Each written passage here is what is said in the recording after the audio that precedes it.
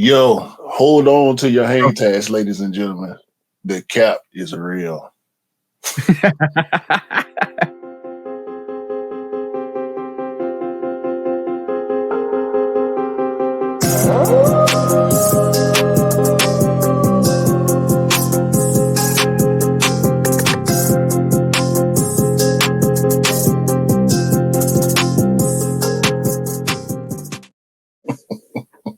What is up, guys?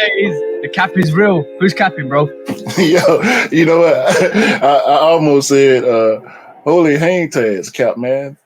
But I said it anyway, so.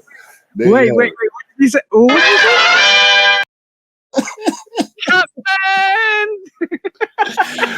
Look, did we just, you know what? I ain't even gonna do it.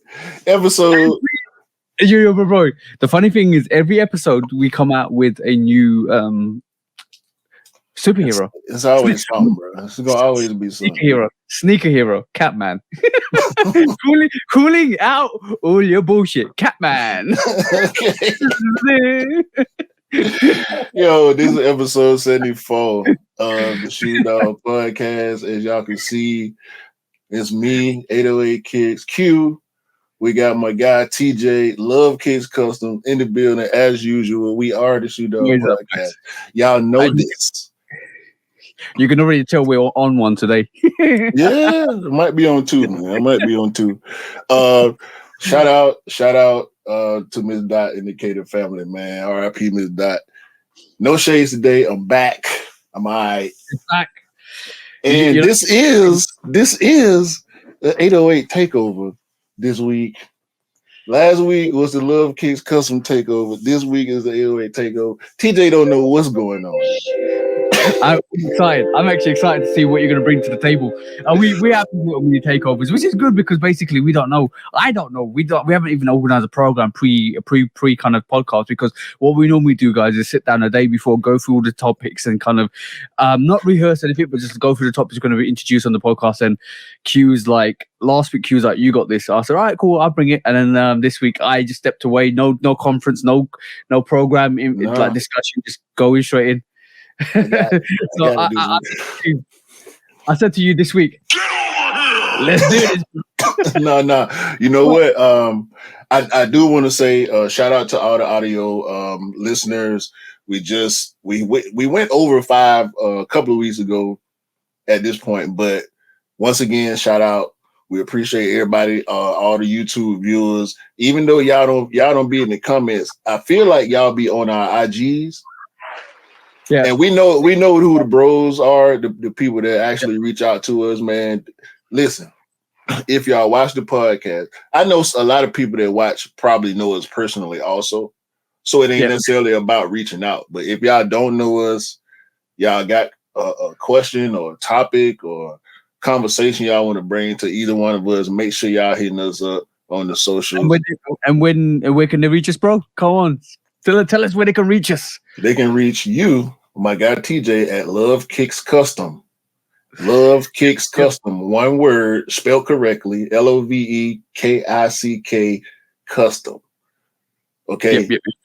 On TikTok and on IG. Y'all get at my guy. And myself, 808 Kicks _ATL, spelled correctly. The numbers 80 and 8 Kicks ATL, if y'all listening. On IG, Twitter. I'm on Threads too, the new Instagram, the new Meta app. I'm on that too. We're gonna see how that go. I'm gonna stay on there for a little while before I decide whether or not I'm gonna stay on it, because it's a little different. It's like Twitter mixed with IG a little bit. Yeah, I heard Mark Zuckerberg's coming for Elon Musk. That's bro. I heard about the fight. I heard, you know what the funny thing is? This is not even to do with sneakers, but you know what the funny thing is? Mark Zuckerberg and Elon Musk want to actually have a MMA fight. And when we talk about MMA fight, there's rumors they're going to have it at the Roman Coliseum as well. Bro. Imagine that, bro. Listen, Elon Musk is the smartest idiot in the world, bro. Like. The way he came up and like the craziness, it's almost like as if the money makes you crazy. Like this dude got some of the goofiest ideas, but he got so much backing and so much power. You know what I'm saying? It's just ridiculous, bro. He didn't destroy Twitter single handedly. You know what? You know what? What the really funny thing is, none of these guys actually made anything. They took ideas and elevated to a different spectrum. Tesla isn't Elon Musk's idea, bro. It was No, somebody else's idea that he bought. yeah, yeah. So Yeah, listen, yeah. man. Mark Zuckerberg is. We know the social. What was that? What's that Social movie? media. Mark Zuckerberg. That's the one, bro. We already know. We already know situations. It ain't the ideas, it's the money that drives it, bro. Let's just be honest. Yeah, that movie was like the heir of Facebook. Yeah, Like we yeah. know it wasn't completely accurate, but a lot of people develop opinions on these guys. But it's their actions for me in public that make me like. I don't feel no kind of way about Zuckerberg. I don't rock with him, but I don't hate him either. But Elon Musk, he just keep doing stupid stuff, bro. He's You like know what? he's like the Borat of tech. Bro, listen to this one. He took over Twitter, started firing employees, and then he goes to people, "Do you like this? You want to quit this app yet?" Nope. And then they were like, he was like, "All right, cool, that's fine. I'm gonna kind of make sure you pay for your checks. You want to quit this app yet?" Nope.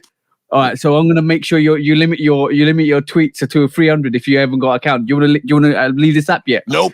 And literally, people are still rocking with it. How can you? This guy is like testing the waters to see how many users can leave Twitter in a short amount of time, bro. No, so the Zuckerberg gang said, you know what? He's stupid. Let's do a better version, or attempt a better version.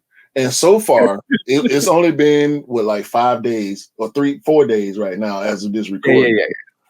Yeah. And it's confusing. You know, I had shout out Scott. I ain't said that in a long time. Scott DM'd me and was like, "So, what did you unfollow me?" I'm like, "No, bro. It's the Threads thing." He like, "What the hell is Threads?" I said, "Well, it's the Instagram version of Twitter, right?" I said, he was like, he's like, Q's moving funny. He's like, what do you mean Q's moving funny? He unfollowed me again. I said, bro, he's probably not that, bro. He hasn't unfollowed you. Look, I'm trying to tell him, right? I said, bro, it's tied to Instagram. So when you first, for those that haven't done it yet, when you first get on Threads, you log in with your Instagram. So it's full circle for me, right? Because when I created my Instagram, I logged in with my Facebook. And now I logged into Threads with my Instagram.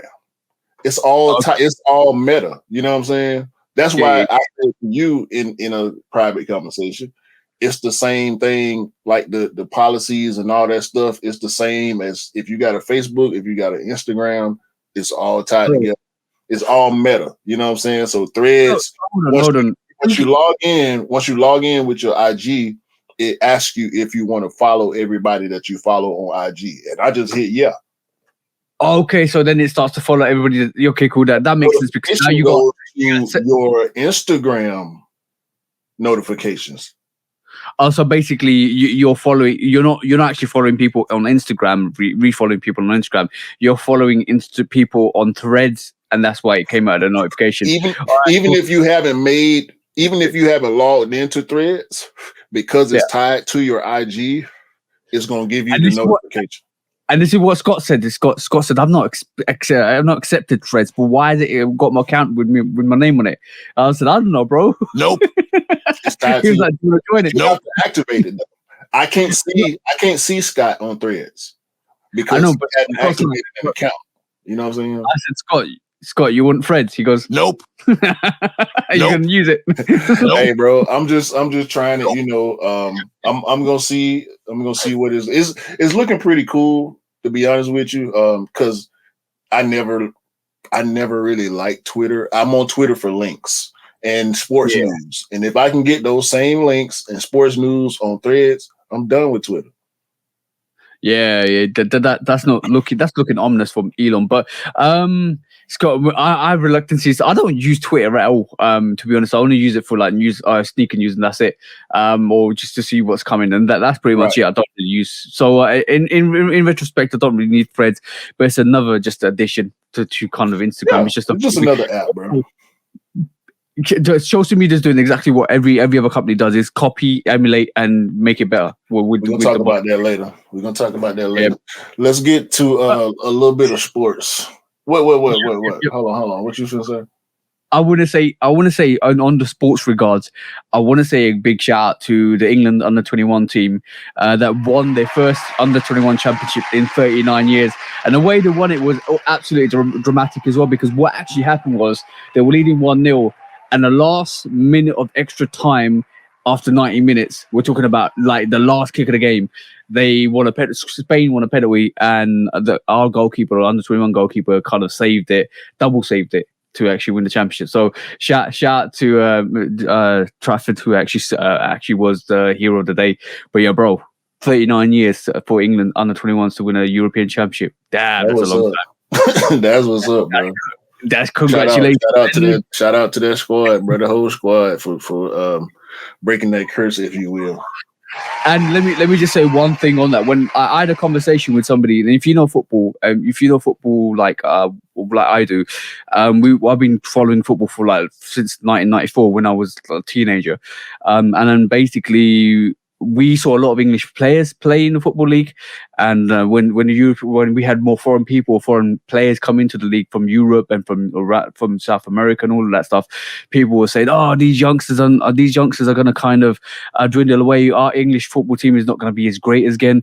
That's the fear factor coming in. Basically, there was like, "Oh, what's going to happen to our English football league and all of that stuff because we got too many foreigners playing. Our English players won't get chances and blah blah blah." And it's just very narrow-minded and short-minded in that perspective, because the way I look at it is competition breeds competition. So you're enhancing the competition. You're only going to get better with the amount of quality and talent that you get in. So if the European players coming in are actually quality, we're talking about migration of coaches and European players that actually evolved the English game massively. I'm talking about from dietary recommendations to techniques to technicians and all of that stuff. So from that perspective alone, it's only going to make the English football team better, because the younger players are playing with better players. And they've got more competition to drive through to become the elite players to play for the football club. And that's happening, as that has been happening. And we've seen young players come through. So whenever we talk about this, always say competition breeds competition. So with the amount of talent you have, it's only going to evolve your players you've got, and it's only going to make your national teams better.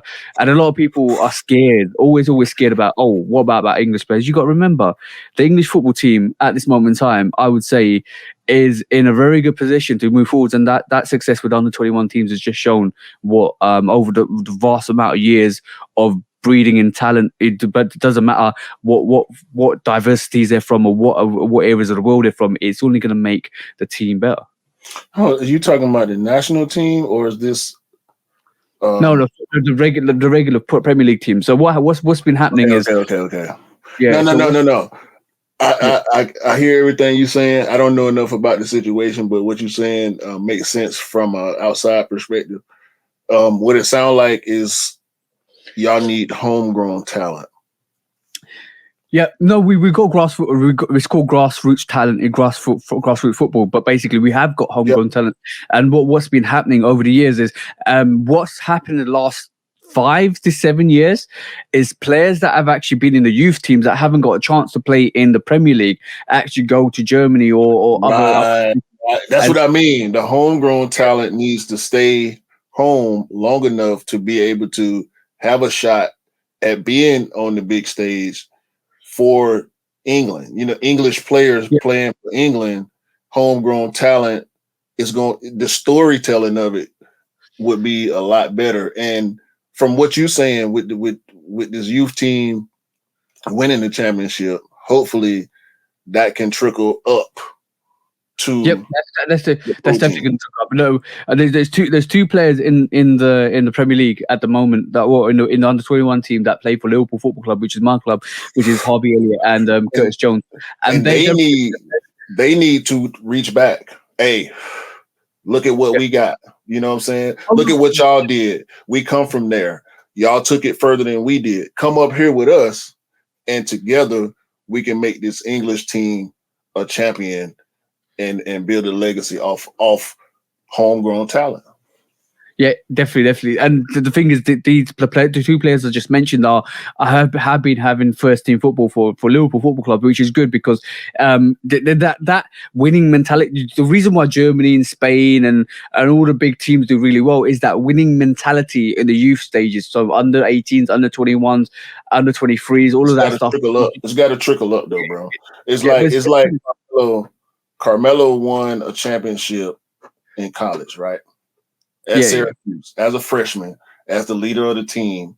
He did that. He went to the NBA and he played predominantly for two franchises. Denver just won a championship, right? Yep. When Carmelo was in Denver, they got pretty close. You know, they got in the playoffs and they were a very good team for a long time. But then him going to the Knicks. The Knicks ain't winning nothing no time soon. You know what I'm saying? So when you take a championship caliber player and put them in a bad system, it's not going to work out. So it's got to be both. You know, the clubs that these players go to have to have that winning system to plug for them to be able to plug in their talents. As long as it's all cohesive, it's a lot of moving parts. But shout out to that team, bro. Like 39 Yeah. years is a long time to not win nothing. It's not. Last time England won the World Cup was 1966. Let's just be honest, bro. It's been a long time to. By the way, Yes. shout out to the U.S. team. Last weekend we was out at Dave and Buster's, and the U.S. team smacked Trinidad and Tobago. Bro, it was like 6-0. I know. But you're talking about Caribbean. Smack, bro. I was watching I got to see like the full the third quarter, bro. It was bad. It is what it is, bro. It is what it is. They scored like 4 goals in the last 20-30 minutes. Yeah, you can tell the fitness levels of the Trinidad and Tobago team isn't that great. If your fitness level is not allowing you to play football for the whole night, bro, the dribbling exhibition that they put on, dog. This one guy, I can't remember his name, man. He crossed up 2 guys so bad, bro, so bad. He put both of them on the ground, dog, and then faked out the goalie. Oh my god. It was. Anyway. Listen, okay. It's a beautiful thing. The U.S. viewers and listeners, watch soccer, bro. It's dope, bro. It's dope. If you get a chance, especially if you play the game, play FIFA or something, you know, get the hang of the rules, so it'll enhance your watching experience, bro. Soccer's a great sport, bro. When you catch a good match with great players, I mean like great strikers and midfield dudes. Anyway. Yeah, it's the biggest sport in the world. But soccer, football is the biggest sport in the world, hands down. I ain't got too much on the NBA summer league going on. All the NBA summer leagues and tournaments are going on. All of the Drew leagues and the Peace Jams and all that stuff going on. It's plenty basketball to talk about, bro. I don't want to get into it because it's so much. I'm gonna forget some stuff. The NBA summer league is way more exciting than people think because them young dudes out there playing for a job, and they putting everything on the line. You can tell who gonna make it and who won't.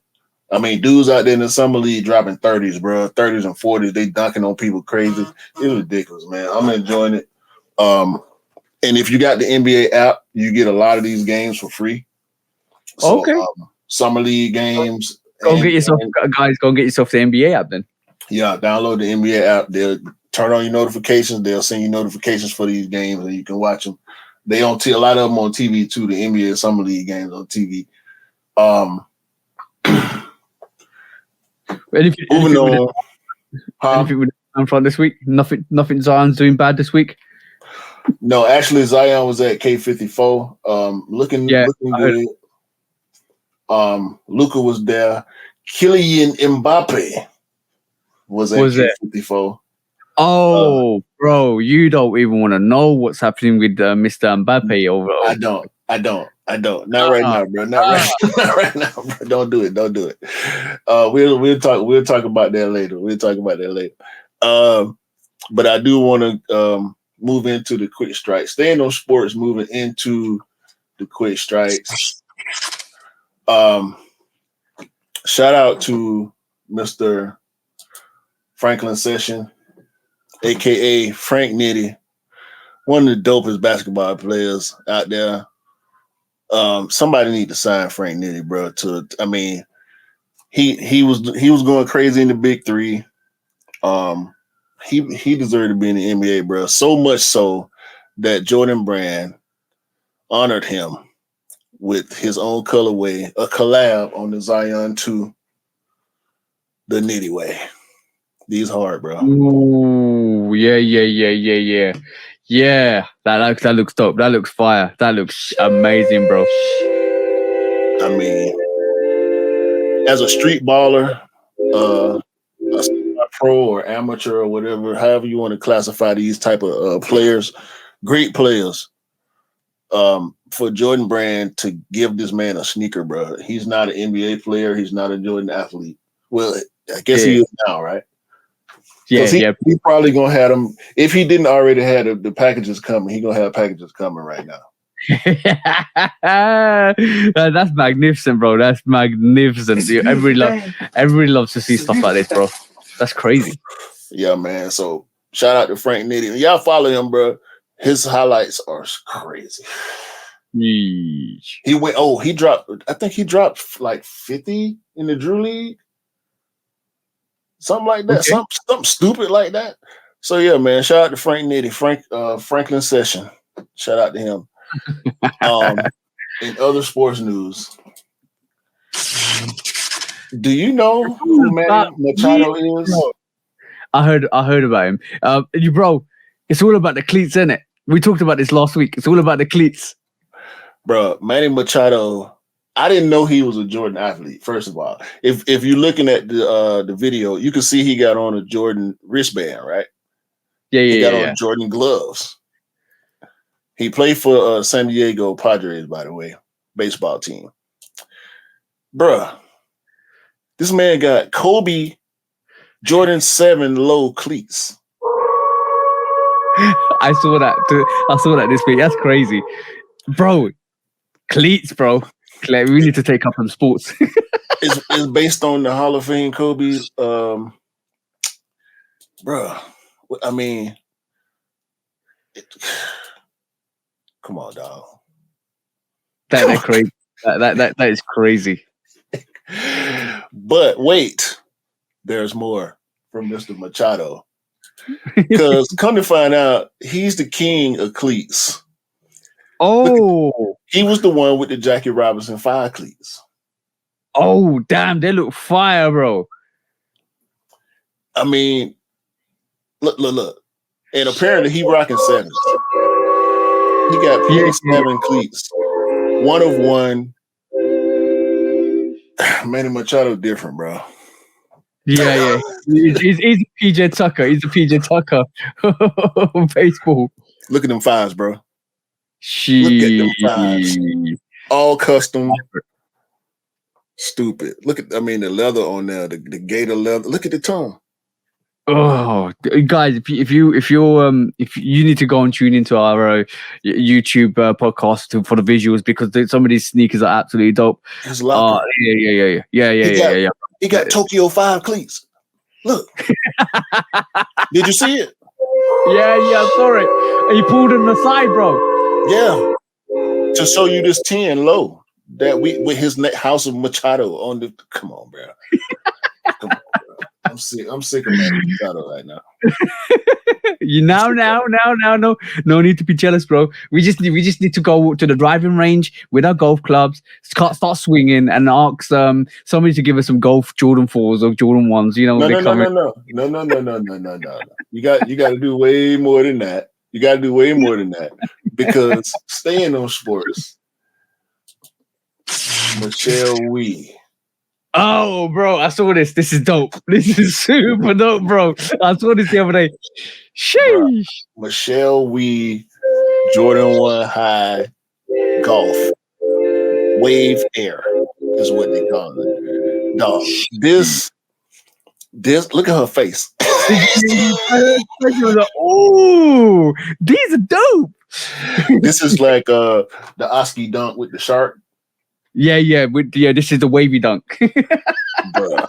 This is and then the Dubray comes off. It's a actual golf related, a pin something. She said. Oh yeah. You can use golf it when you play golf, right? And then basically you want to place your placement with actual golf ball with. That's what you use. That's the kind of metal placement. So yeah. That's dope if you could do it with the debris. Mm-hmm. They put her daughter name on it in her language. Pause the reaction of her face when she actually opens the box up and sees the sneakers. That expression is every sneakerhead's expression when they first get a pair of sneakers. That expression, bro. That retracted lips. Oh, that reaction is every sneaker's reaction when they see a fire pair or sneaker come to your door. That's the reaction you get when the Tokyo T25s come out in 2025. No, T23s come out in 2025. That's the reaction you're gonna get from me. Because the retracted lips and that breath of air that makes you say, "Ooh, these are hard." Bruh. Shout out to Michelle Wee, man. Like these. Jordan Brand is turning up on the golf side so hard. Yeah. I mean, we just heard about did you see the report that they made 19 billion over the past 5 years or something like that? Oh yeah, bro. Yeah, I was gonna talk. I was hoping you was gonna bring this up. Yeah, next quick strike, right? I was hoping you was gonna bring this up because remember a couple of weeks back we did a truth or facts. We don't know what to believe with the whole TikTok thing when people said Jordan got conned or out of the Hornets and stuff like that, and Right. and he got the guy goes, he'll never be a billionaire again. It's like, what are you talking about, bro? Did this guy earn 145 million over 1 year, right? Like let's round up to 150 million, and that's just the beginning. I think there was the accumulation of billions that Jordan Brand have been getting over the last 5 years, and has been more and more and more. So the question is, if they made 19 billion, how much of that goes to Mike? Because he has a salary, right? Everybody has a salary. The wage employees got wages. Everybody got to get paid. So ain't nothing else to talk about that. Bro. Whatever dude was on, bro, his numbers were off too, and that was our problem with that whole monologue of his. Like he said some stuff that was believable, but he also said some stuff that didn't make sense. And this report, if it's true, 19 billion, a lot of that is going in Mike's pocket. Not nowhere near like the majority of it or nothing, but so the contract with Michael Jordan has always been 5% of the profits. Well, that's Nike. That's Nike, but the Jordan Brand deal is different because it's him. You know what I'm saying? It's got to be different. I know. I think he maybe possibly. Let's just say, look, cool. We don't know what the deal is at this moment in time. It's not. If we look it up, it's gonna take time. I'm willing to say without the facts. Let me just do this right quick. Yeah. So we can get off this after whatever you have to say about what I say. Okay. Yeah. His ownership of the Jordan Brand has to be a majority stake, or it don't make sense, knowing who he is and what he did. You know what I'm saying? That's the movie we need. Air 2, when the 11's getting ready to come out and The behind the scenes of the no, we gonna take the Nike off the box. when Jordan took over. That's what it should be aired to Jordan. When Jordan Brand began. We need the Jordan Brand movie. No, not the Jordan Brand began when Jordan Brand took over. That's what I'm saying. When Jordan Brand became a subsidiary of Nike versus the Jordan shoe being a Nike product. Now it's a Jordan Brand product. All right, so I'm gonna say let's just fire bullets into the air, right? Because at this moment in time, we don't know what the deal with Jordan Brand is. We don't know the majority stakeholder of Jordan Brand with Michael Jordan. So from that perspective alone, if we go back to the narrative that he earns 5% of Nike sales, and let's just say, right, it's 5% of Jordan. So let's just say, and we know it's not, but let's just say, using the bare facts we know for Michael Jordan's Nike contract, 5%. That's fine. That's 975 million. If it is 5%, bro. If it could be way more, right? So it's over 5 years. He's earned 975 million, right? And you're laughing here, bro, because you know it's crazy, and like that's the fact is. He like if facts and figures are correct, and if that factually said, Michael Jordan earned 94 million, right? 94 million out of his NBA career, right? Just for wages alone. That's for basketball, bro. He made way more than that off the Gatorade. I know. I'm not talking about sponsorship. I'm not talking about merchandise. No. You are because he made more than his NBA contract then. Yeah, exactly. Like, come on, bro. Come on. We ain't got to have no more serious conversation about Michael Jordan bank account.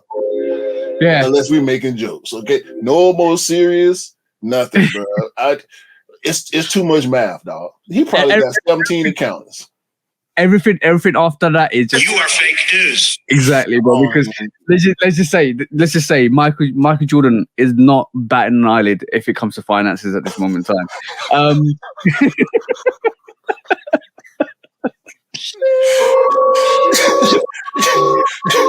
Round of applause is deserved there. Round of applause for Michael Jordan on his successful. He doesn't have to think about money if he don't want to. No. I think about money all the time.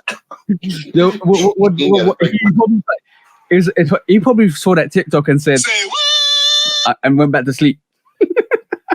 All right, cool. One thing I was going to say about that whole situation was there's a lot of facts and figures that aren't correct. So it's important to kind of. This is why TikTok is social media is a good and bad thing, because obviously some people are like drawn into that narrative of kind of, oh yeah, Michael Jordan this, Michael Jordan that, blah blah blah. Oh yeah, Nah, it's trash. It's trash, bro. But the great part about social media is when Kyrie Irving started talking. Because y'all think it's a game, bro. Kyrie ain't playing with y'all.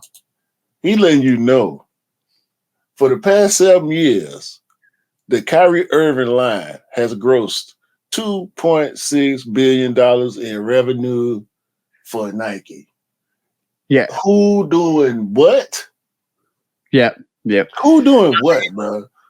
You know what I'm going to say was, I thought that initial tweet was disrespectful. It says, he got the original tweet that came out for that was, besides Mike, Kobe, and Bron, whose has the highest selling signature shoe? The fact that he didn't mention Kyrie's in there, right? Yo, Kyrie clapped back real hard, real hard. And he said, you said what? You said what? Bro, what are you talking about? Kobe, you can't even talk Kobe right now because we done had 5 Kobe since he died. Oh, bro, don't worry about that. Kobe season is starting after 24th of August, bro. Don't worry about that. Kobe Day is coming. Mamba Day is coming. However, and you know what Nike said about that last week, like we're relaunching the Kobe brand. Yeah, it was just about a eyelid, like blink your eyelid is here. That's what happened. They had to work it out with Vanessa. We heard all the controversy, and then it got quiet. I'm glad it got quiet because I didn't really want to. talk about it that much. I was just hoping that it worked out because Adidas started dropping Kobe retros. Hopefully Protros. I've seen the reverse Grinch. Another one. I've seen the triple black. Another one. I've seen the court purple. Another one. Bro, everything's coming out. Another one. Protros are coming Another out. one. Bro, don't worry about that, bro. So with all that being said, since Kobe died, and before actually, Kyrie Irving has been killing the basketball space for Nike. So and you know what I said about that? Kobe's sneakers inspire Kyrie sneakers.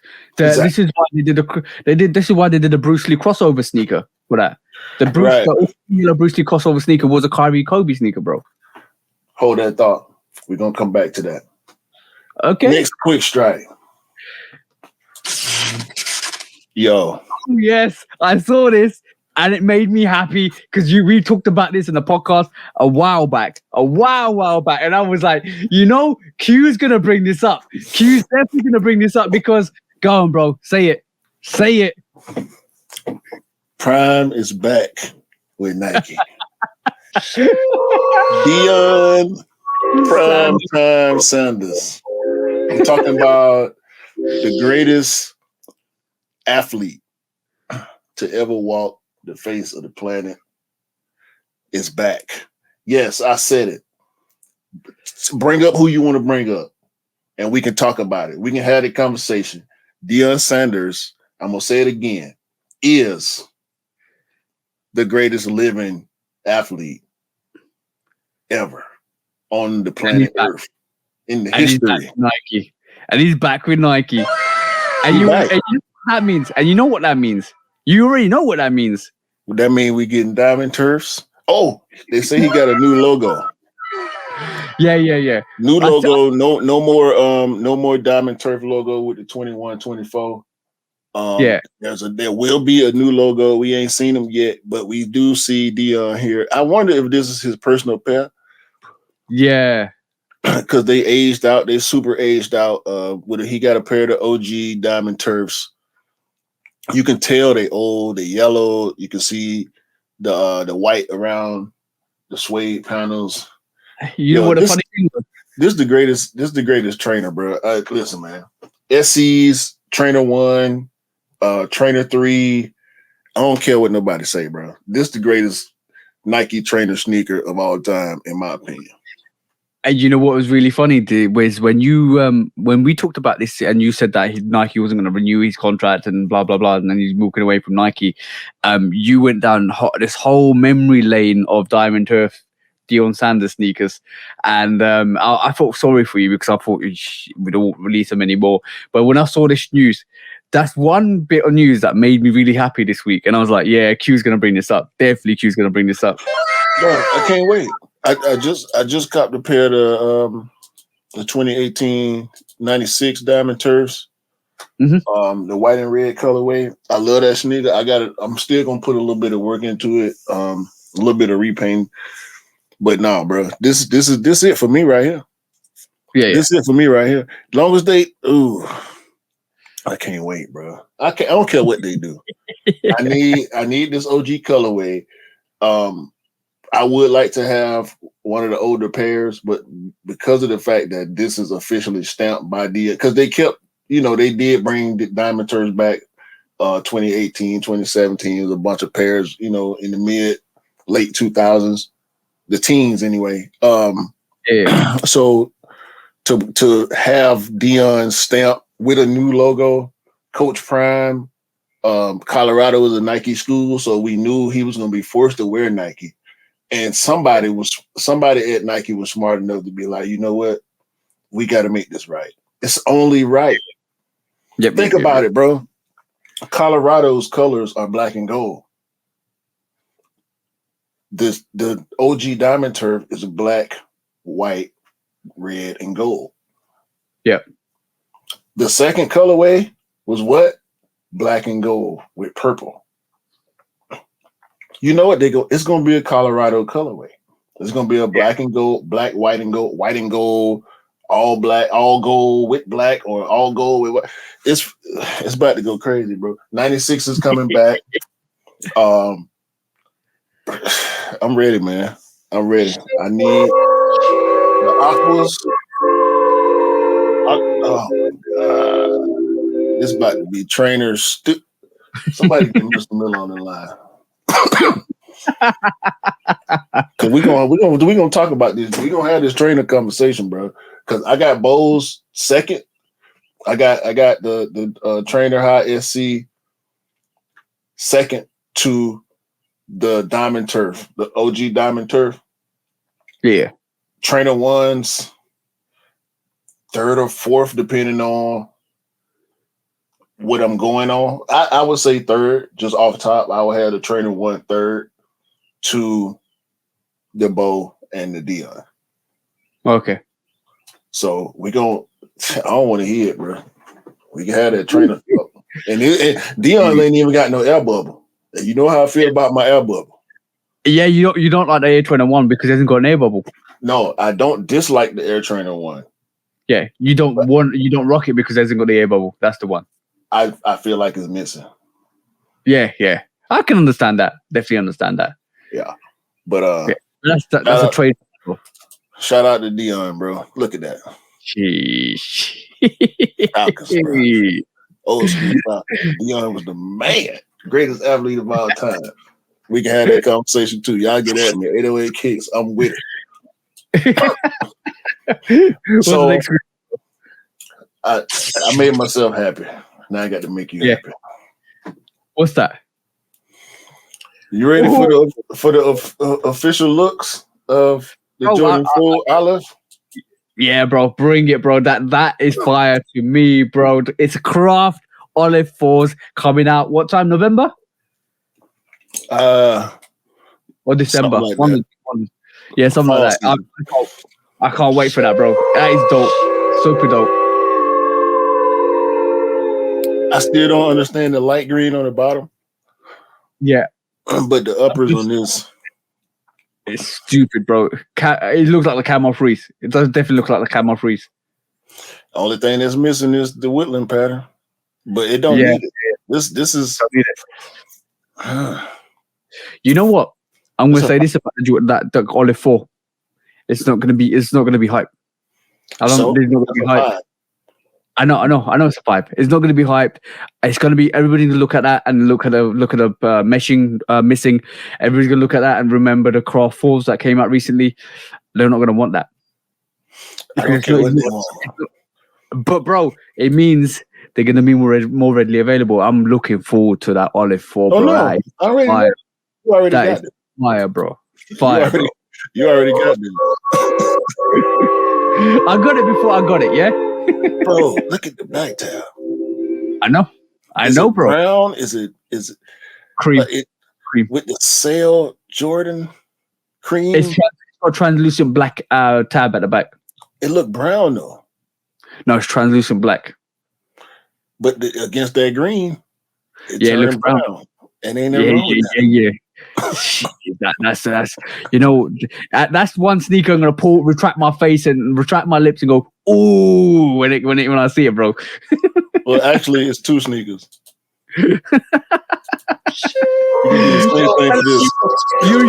already know about this Palomino, bro. You know what?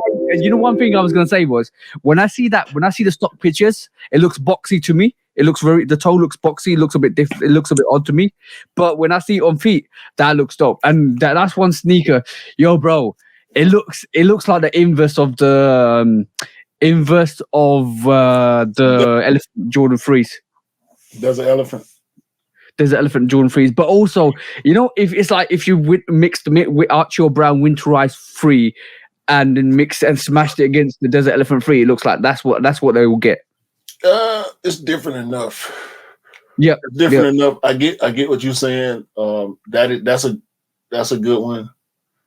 Mixing those two together, but I'm leaning more towards muslin with this. It's like a more mute muslin. The muslin was already super mute, but a muslin and the Jordan Free Mocha as well. You know what I don't get though? The gray. What's that? The grey outsole. Yeah, with the eyelets, the gray eyelets and the gray outsole. I don't get that part. I can see past that Because it's a gold jump, man. Yeah, they should have gold. That grey should have been gold, shouldn't it? Really? No, I think the gold and the gray should have been brown, but that's just me. But you know that desert elephant brown woodland. It looks like a woodland sneaker, bro. It looks like yeah, bro. That's just fire. Don't look woodland to me with that sail suede. You're gonna destroy that shoe going. Yo, bro, I might need to switch out the laces though. I don't like those laces. If I'm honest, I might need to put some brown laces in. They might come with brown laces. We'll see. Hopefully. Yeah, the Palomino Jordan 3. I'm looking forward to both the Palomino Jordan 1 and the Jordan 3. Like that, but yo, let's not even talk about the Jordan 1 Palomino, bro. That's dope. I'm already seeing shade about the ones. People talking about they not gonna compare it to the mochas. Yeah, no, I don't care. I don't care. Yo, bro, it's a mocha. It's a mocha 1 rendition. Whatever you want to say to it, but that sneaker is fire, bro. And you know, unfortunately, like we're gonna see with the UNC 1 toe, there's gonna be a lot of pairs circulating, so it's gonna be easier cop. But it doesn't matter, because the Palomino Jordan 1 is beautiful. It's just beauty and perfection. Hey man, people gonna have their opinions. Dope is dope, bro. Yeah, you can do the comparisons if you want to. I ain't into comparing no more. No, if it's hard, no. it's hard, bro. Let me put it. Listen, no. We get the conversation can be had. The conversation is cool just for the sake of sneaker conversation, which is always great. But the mochas versus the Palomino. So what's next? The Travis, you're gonna put the Travis high and low in there too, right? No, it's a worthless conversation, bro. Dope is dope. No, exactly. Dopeness is dopeness. And let's just say that, right?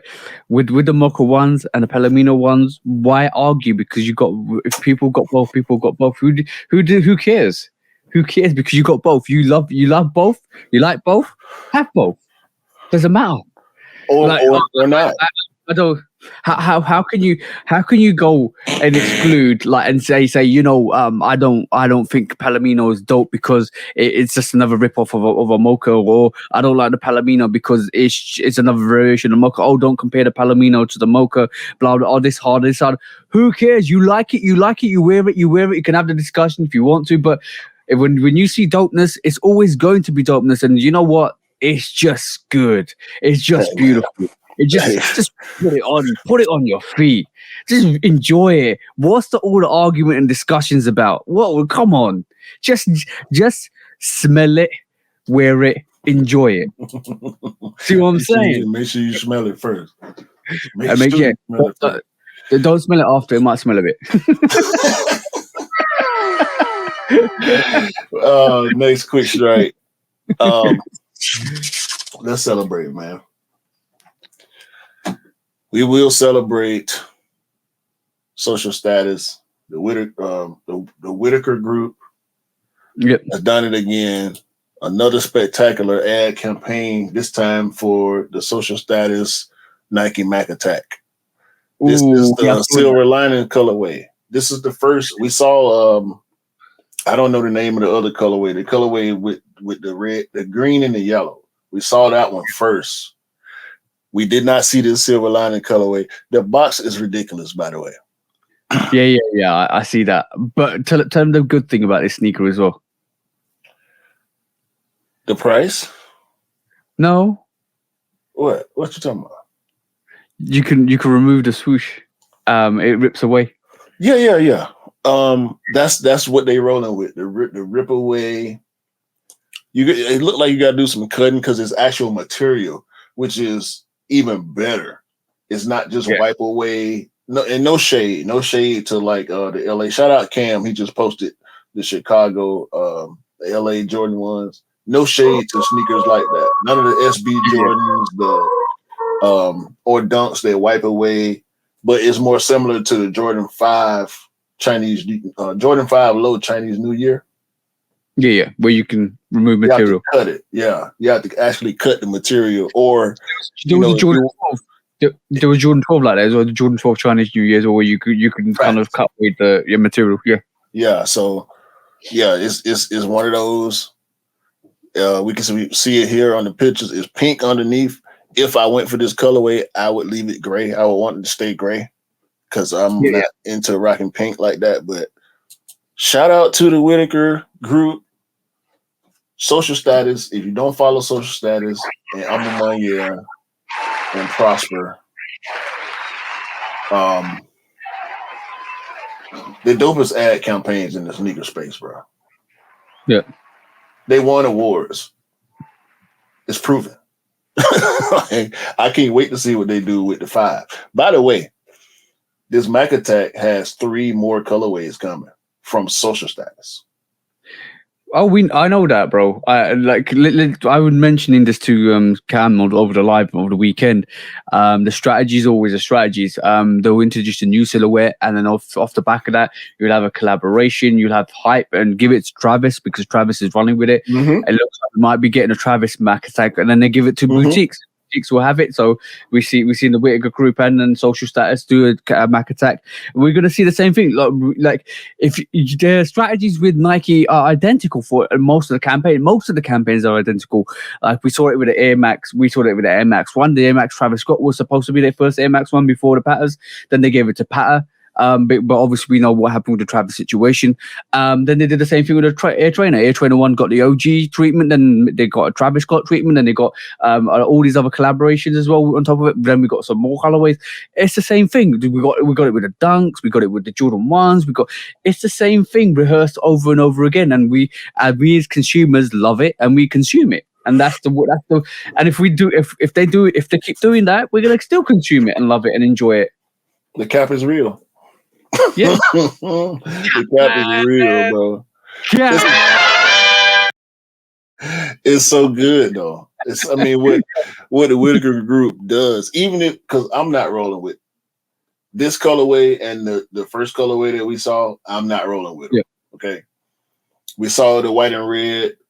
I'm not rolling with the OG colorway. I may just be good on Mac Attacks in general, to be honest with you. Yeah. Unless, okay, cool. How would you feel if Travis Scott came up with a Mac Attack, and it was more oriented to the brown features, darker features, reverse swoosh on it, like maybe like what we've seen with the OG, but not an OG, but more of a suede material for the uppers, and it kind of brings something unique and different to it. Would you mess with it then? My inner hype beast would not allow me to pass on the Travis Mac Attack. I'm just going to say it for real.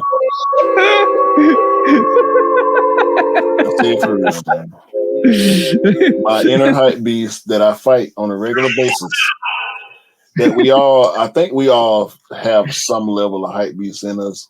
And y'all know how we do on this podcast. We attack the hype beast. So I constantly attack my inner hype beast because there's a lot of stuff that's super hype and super valuable that people go for just because it's super hype and super valuable. I would probably go for a Travis Mac Attack just because of the hype. Or if it wasn't hype, like the Trainer 1, and I end up having a pair, I would force myself to wear it then. Just because it's not hype.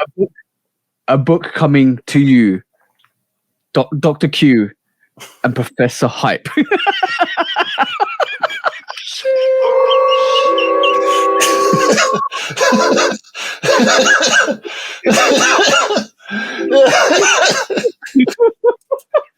You know what, man? I'm done with you.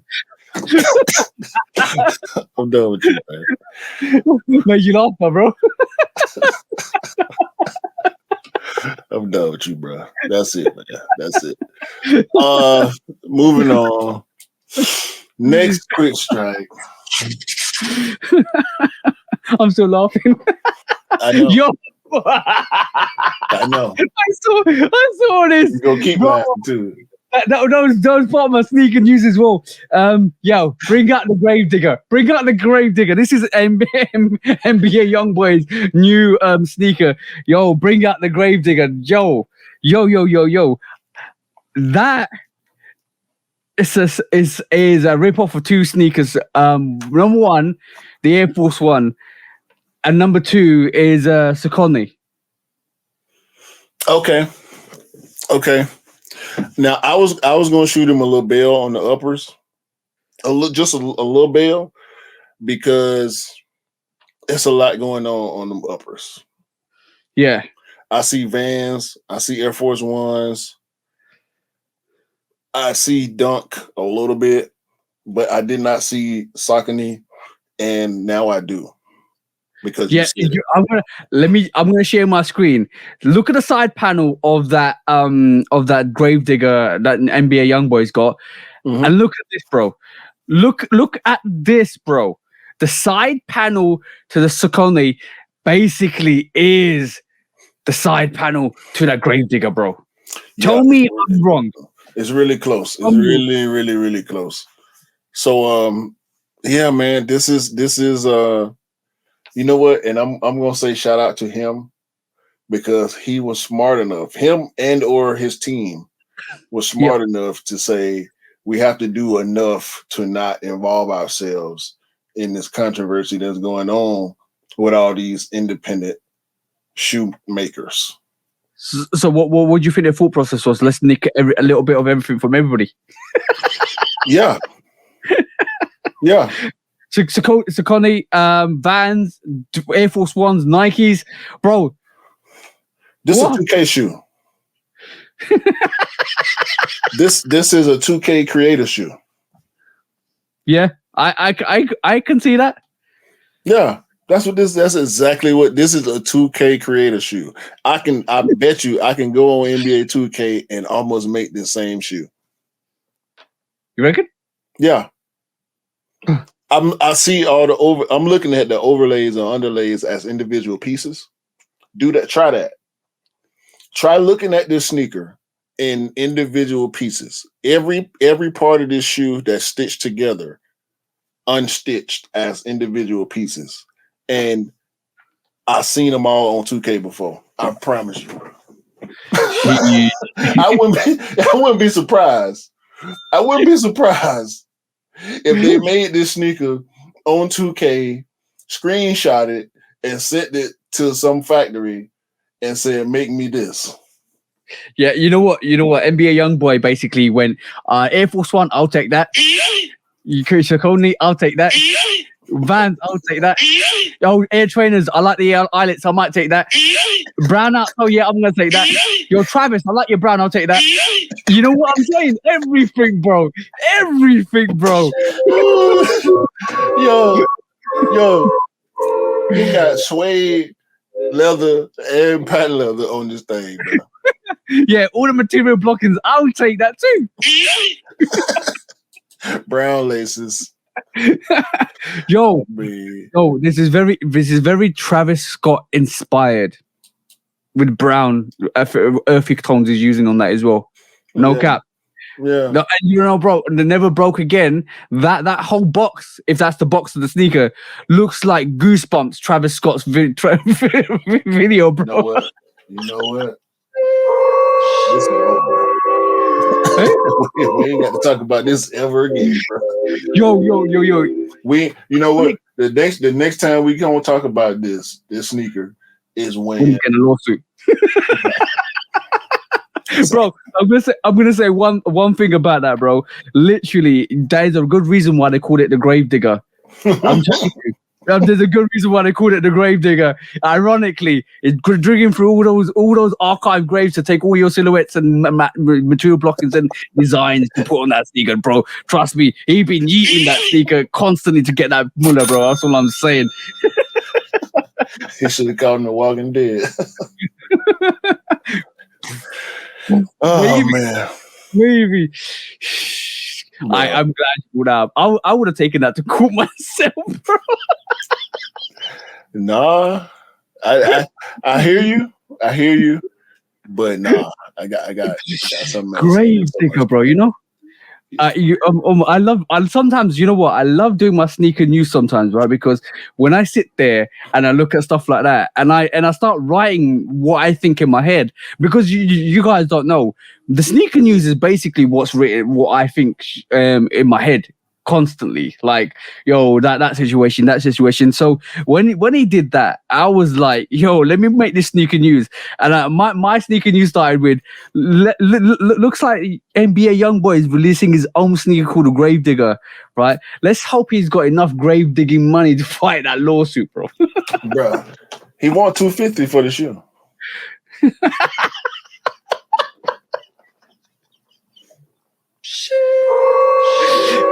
Well, he's giving you $250 to take it.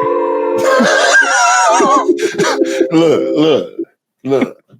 I wish y'all had DTLR over there, because DTLR is the hub for NBA YoungBoy merch. He got a brand, and the young people. I mean, listen, bro. I don't listen to NBA YoungBoy. However, he has a huge following. Huge.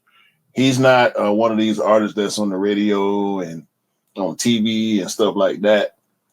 He is a cult underground superstar. Yeah, I know. Wasn't he dating Mayweather's daughter? One of these chicks. I don't keep up with none of his stuff. I'm gonna be honest with you. I hear about it when I hear about it. I see it when I see it. I don't keep up with it actively though. But I'm saying all that to say, his fans are gonna eat this sneaker alive. And if you go to DTLR, there is a section. Sometimes it's spread out. Sometimes it's just one big section of Never Broke Again merch.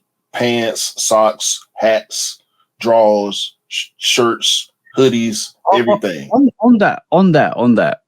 That's a round of applause. When people can do that you got to recognize that aspect of it 100%. He killing, bro. And we cracking jokes because we think Nike might try to come after him for that outsole. No. Don't we do? It's a triple lawsuit, bro. If Nike get involved, Saucony needs to get involved, and Vans need to get involved. So he needs that money. He never broke again. I mean, like, you might need to change the name after that. It's still broke or something like that. You know what I'm saying? No, watch out, man. Hey, you don't live in the US, okay? I ain't saying nothing bad about NBA. You know what? You what? Little Nas did it. Little Nas did it. NBA YoungBoy is a great artist, and his brand is doing well. That's all I got. Yeah, that's good. That's good. But Little Nas did it. It's very Bape-esque as well, which is I kind of, when I saw that, I thought it's Bape-esque. I was like, it's good that you're doing what you're doing. Is Lil Nas-esque, is Warren Lotus-esque. Is all them guys-esque. Well, bro. Ironically, the sneaker name is Gravedigger. He's basically doing everything he's doing, bro. we finna move on. Speaking of Gravedigger, your boy digging graves over there at Adidas, man. But the big black boot is putting everybody to sleep, bro. The big black boot mischief again. Yo, they're just doubling down. We had this conversation last week about how Mischief are doing the most this year, because we've seen the Croc collaboration with the yellow boot, we've seen the big red boot come out, we've seen the big black boot come out. They're just doubling down. The collaboration of collaboration. It just feels like they kind of just basically said, all right, cool. We're gonna do this. We're gonna do that. We have a schedule. We're not doing it every 6 months anymore. We're doing it every a couple of months now. Is this legit, bro? It feels like it. I mean, I've only seen this one post get reposted. Yeah, I've seen a couple of pictures of the big back boot. Okay, because I was questioning it for a second because it was kind of quiet. I'm feeling like maybe people kind of chilled out on it with the big yellow boot. Maybe this is too soon. I think some official pictures are coming out for it as well, which means I think they might be releasing the big black boot. But like I said, with the big red boot, it's not for us. It's for No. We ain't even gotta go through that. We know it's not for us. This is for who it's for. I'll just say that. Yeah, exactly. I don't want to try to put it on. We know it's for content creators, obviously. Yeah. We've seen so many the big red boot as well recently. Yeah. And listen, man, resellers took huge L's trying to play with Mischief products. I don't know. I think it might be too soon, man. You reckon? I think it might be too soon or too much. When I saw this, and I'm like, we just talked about the big yellow boot, and it's a Crocs collab. Drop that, and then do something else maybe before you go back. They might be just showing you stuff. Like they might be showing you what potentially will come out, and we might not see the releasing. We might see the big yellow boot come out first, and then a couple of months after, we might get the big black boot. It's been successful. The Gobstomp had the same thing where the couple of Gobstompers in the same couple of months, and then all of a sudden it just went dead, like quiet. We also saw big red boot customs though. Yeah. So I'm thinking maybe this is a custom. It could be, but like I've seen more pictures of big black boot since I actually saw it last, which I've seen other pictures of it. But you might be right. It might be a custom. It might be a all black custom. Somebody's dyed it, but it looks like his first pictures of a potential another kind of variation of the big boot. Oh no, man! I'm not rolling this time. Normally we've been rolling with Mischief. I'm not rolling this time. I think it's too soon. Do you think it's too much Mischief all at once? I think it's too soon coming off the big yellow boot. That's about it. Seeing the yellow boot a few weeks ago and now having the black one to look at, I think it's too soon. I think the timing of the yellow one versus the red was good. I think it should have been the same amount of time in between this yellow and black versus just a couple of weeks. You know what I'm saying? If this is legit. I'm still a little skeptical on whether it's legit or not. Time will tell. We'll find out. Time will tell. We'll find out in the next couple of weeks to see if that's real. I think it is. I think there's going to be another option after the big yellow boot, but I don't think it's going to come out at the same time. Yeah, well, I definitely don't think it's going to come out at the same time. I would never think that. That'll be a mistake. Big mistake. Because we know this a novelty thing at this point. I mean, Mischief is not. They are the novelty brand of the sneaker space. You got to look at it from Mischief's point angle. Is the big red boot? Somebody did a marathon in that recently. A lot of people doing customs on it. A lot of people wearing it. A lot of celebrities are wearing it. There's a lot of hype behind it. It's capitalizing on that hype. And maybe it is a good way that they're doing it, because obviously, like in 6 months' time or a year's time, there might not be that hype for the big boot. So you never know. So consistently kind of, and it's good that they did the big yellow boot, because obviously with the collaboration with Crocs means it kind of gives them more of a notoriety in terms of like the notoriety and the novelty sneakers and boots and slippers and all of that stuff, which Crocs do really well. So that was a good move for them. But capitalizing on it with a big black boot, maybe that is a thing. And if it is a thing, it's just basically using that same momentum to actually keep producing product. Like we know with trends and hype, this trend and hype for the big boot is not going to last. And if it doesn't last, it might not be here for the next after 6 to 8 months. So I think what Mischief has done is capitalizing on it while it's around and seeing what the repercussions are afterwards. Maybe that's what their thought is. That makes sense too. Yeah. I don't know, man. Shout out to Mischief. Hopefully it work out, man. Always, bro. If this big black boot is real, I just think it's too soon. But I mentioned it's our favorite band outside Nike at the moment. yeah. I roll with that.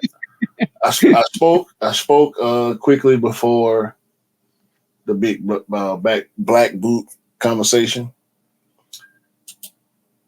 Your boy digging the grave for itself over there at Adidas, man. new Sean Weatherspoon orchestra. Yeah, bro. I mean, all white canvas. Well, organic materials. We know how Sean Weatherspoon rock. Yep. All white gum bottom. This is super boring, man. By the way, retro. we're looking at pictures. We're looking at pictures from Ian Clothing. This is a bad picture of the sneaker. The tongue is sunk down and the lace is too tight. There are better pictures of this sneaker that makes it look. Yeah, some of your retailer brands need to actually learn to how to take pictures. Yeah, bro. Like, what? Come on, man. Y'all just take it out the box and slap it down there. Yeah, make the shoe look inviting. Like make the shoe look interesting and inviting. You know what? Even the picture itself is too washed out white. That's why it looks too washed out white. Yeah, bro. Like, come on, Ian. Y'all gotta. And I rock with Ian Clothing too. But y'all gotta do a little better with these photo shoots for these sneakers. I do like the first orchestral Sean Weatherspoon did. I did like them. The colorway on that was kind of dope. You got the Offspring orchestral, right? Yeah. Is it? Come on, man. I need you to talk about this. Because look, no, Sean Weatherspoon has done nowhere near what he's done with several silhouettes and colorways at Adidas versus what he did with one silhouette at Nike. I agree with that fully, 100% fully. There's still potential there. There's still it's really hit and miss with Sean Weatherspoon with Adidas at the moment. It's very hit and miss. Okay. You draft a guy. Number one. Your highest pick. You draft a guy. At the time, Sean Weatherspoon was maybe number 2 or 3 pick coming off Nike, right? Nike is college. Let's just do it like that. Nike is university. He won a championship with the 97 one. Mm-hmm. You go to the next phase of your career, which is Adidas. Adidas ain't the Golden State Warriors. Adidas ain't the Los Angeles Lakers or the Boston Celtics. Or the Adidas is Minnesota Timberwolves. They ain't won nothing, and they don't look like they on the path to win nothing. But they got you, the number 1 pick, and they counting on you to bring some relevance, to bring some winning, to bring a different culture to this franchise. And we have you for the first year. We have you for the second year and the third and the fourth year. And now your contract is up. We're going to keep you or we're going to let you ride. Or we're going to give you something based on your performance over the past few years. Mm-hmm. He ain't performed too well. He not getting no Supermax rookie extension. He getting a mid-level. All right, we'll renew you, but you ain't gonna get. We not finna give you the bag, bro. You didn't perform well enough to get the big bag. You know, what I'm saying? Really. I think it's really hard to replicate on your first success, especially when you don't have the same silhouette. So if he stayed with Nike, maybe he would have done a 97 or a 1 or Air Max 1, which is just Sean Weatherspoon. He might have brought like can you imagine like the orchestral Sean Weatherspoon unapologetic 2000, the colorway on that on Air Max 1, that would be dope. That would be phenomenal, right? And if you the same thing with Adidas Super Turf, or the same thing with the Gazelles he's bringing now, or the same thing with the Asics Gel Light 3s that he did, like those colorways on iconic sneakers like Air Max 1, Air Max 90, Jordan 1s, like, or even the 97, the 98, all of that would have been epic. I'm talking epic, right? Unfortunately, it's the silhouettes he's working with, which they're dope silhouettes in general, but for me, I'm looking at all these sneakers at this moment in time, and I would say, yeah, the Air Max 197 is probably the best one he's done so far, and it's closely up behind that is probably the Orchestral, because I think the Orchestral does really well in terms of what it produces. Other things like the Super Tough, and the A6 Gelite is probably my third favorite, but other things, they're not hitting as he would. So this is why I say he's a hit and miss. Not downplaying his Adidas collaboration. There's a couple of sneakers that I think are dope, that introduce new models and introduce new kind of aspects to the game, like the Orchestral or the suit or the Super Tough Jiminy Cricket. But the problem is that he's working with the silhouettes he's working with now. If you translate them back to Nike sneakers, like I'm saying, Air Max 1s, Air Max 90s, all of that stuff, it would be a whole different matter. Yeah, more. He would have gone on an incredible. I'm sorry. He would have gone on. And you did a New Balance. Yeah, he would have done a lot better with New Balance, I think, than he would have did with Adidas, because of New Balance's relevance versus Adidas' relevance in the space. The thing about him, he could have gone on an epic Air Max run.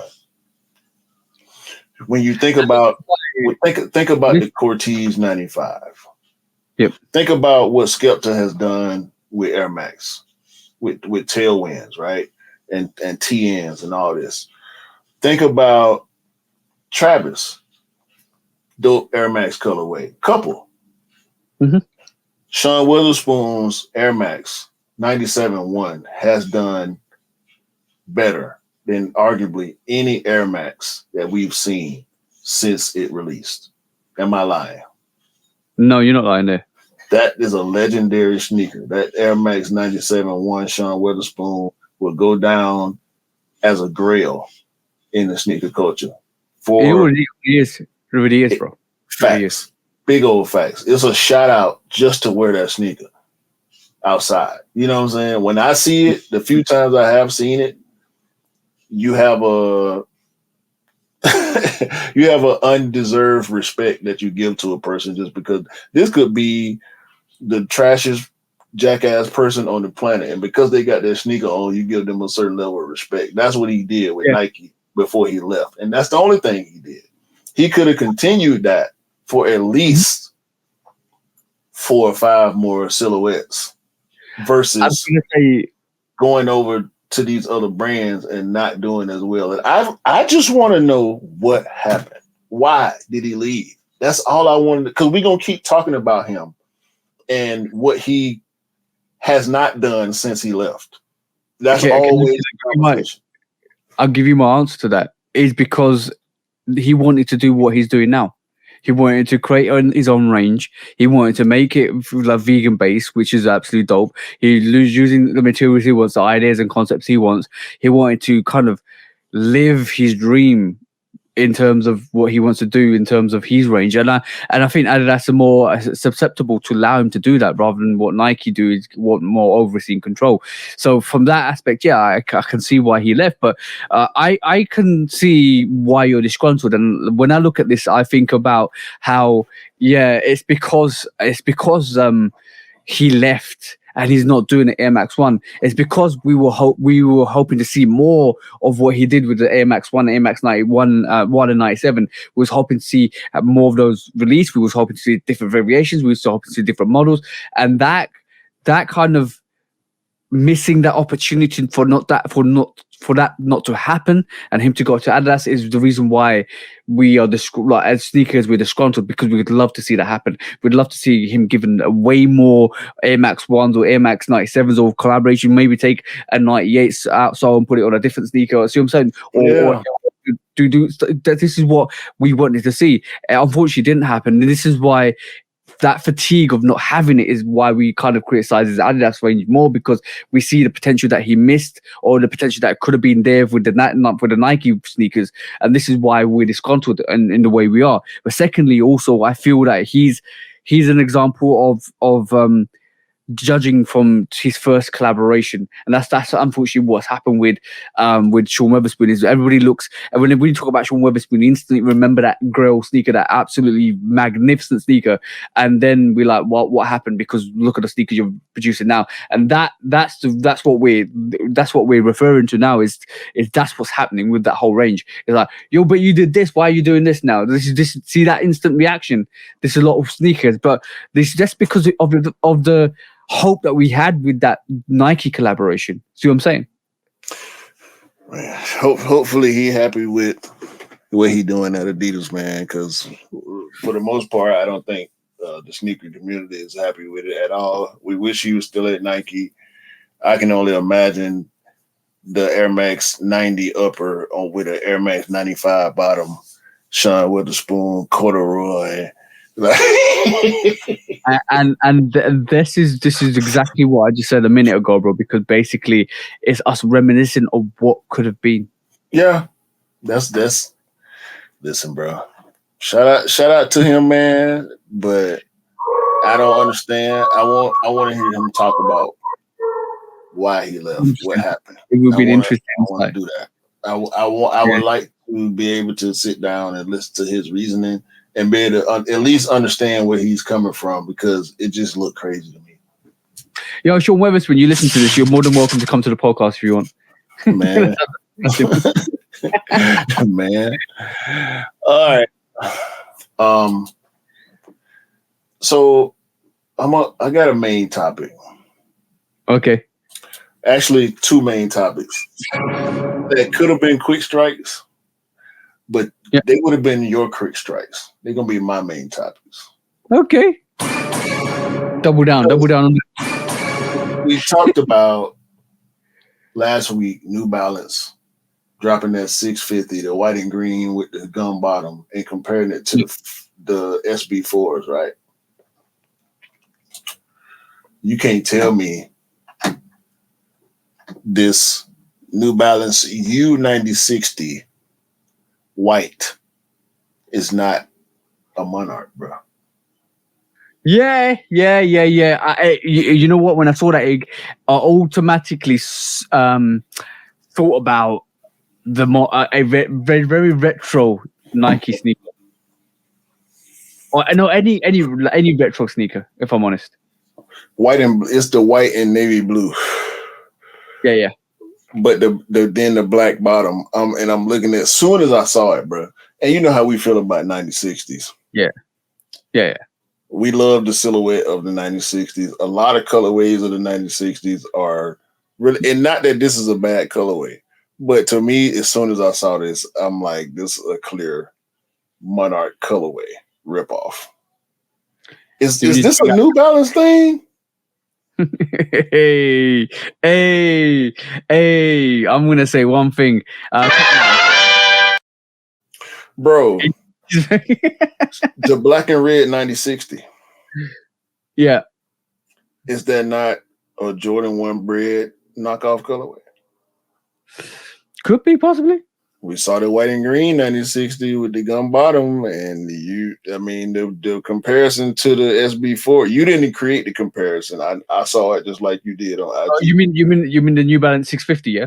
Yeah, the 650 white and green with the gum bottom compared to the 4. We can keep doing this because we just saw a 9060 multicolor. You can't tell me that wasn't a biohack colorway, bro. Tell me one. I was thinking this the other day. No, tell me it wasn't, bro. It was. I'm not gonna tell you it wasn't. It's like it was, bro. Like it's inspiration. We say this all the time. Brands take inspiration from each other. Sometimes take something from another and to make it your own. So it looks like that's what New Balance are doing. But like I had this thought the other day. Oh shit! Here we go again. New Balance have kind of fallen back a bit this year. Whoa. We haven't seen the same momentum from them. I know Action Bronson got a New Balance recently. I want to see what the Soleil Bembry, if Soleil Bembry is going to do another variation of sneaker. That's gonna be quite. This year New Balance for the first time in a little while, New Balance have gone slightly quiet. They're still number 2. Well, a lot of people saying Salomon's basically taking that number 2 spot. Here we go. That's the rumor on the street. So we don't talk Solomon here because Yeah. neither one of us buy Solomon. No. But a lot of people talking Solomon. Mhm. I think the Solomon talk has caught the New Balance talk. I also think Asics is creeping. Diodora is creeping. But I don't know. It's right now it's Solomon New Balance. Yeah, and the thing is, it was really interesting is when New Balance burst onto the scene. They had, with the 990s, 991s, and 992s, and the 550s. All of those silhouettes were like kind of very, very synonymous. And then all of a sudden, last year, the Adidas Orchestral came out. The A6 Gel Light looks like another variation of similar to the Orchestral because I can see where the inspiration for the Orchestral came from. Wait. Hold on. The Gel Light 3? Yeah, the Gel Light 3. Obviously, Asics have got the Gel Light 3 coming out, but then Adidas has taken inspiration from the Asics range and from other variations to create the Orchestral and New Balance. So we see some of that inspiration on Orchestral. I can see that. I can see.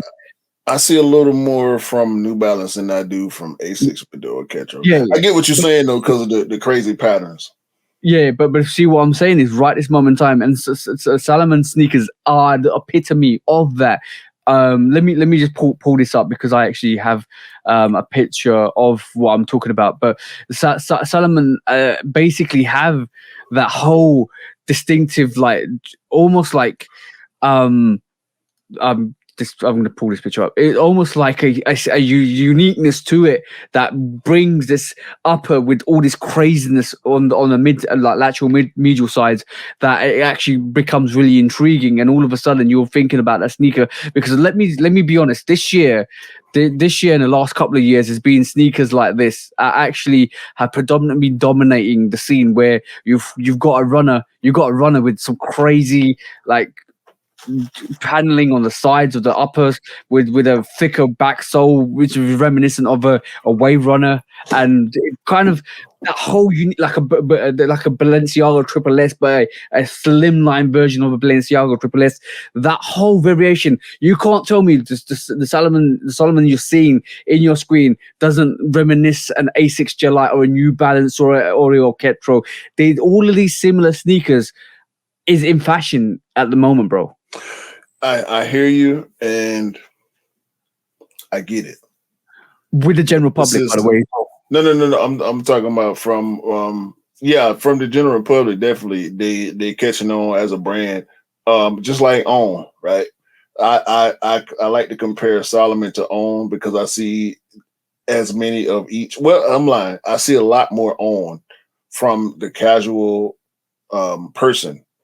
However, this silhouette that you're showing, I think, is a lot of these silhouettes.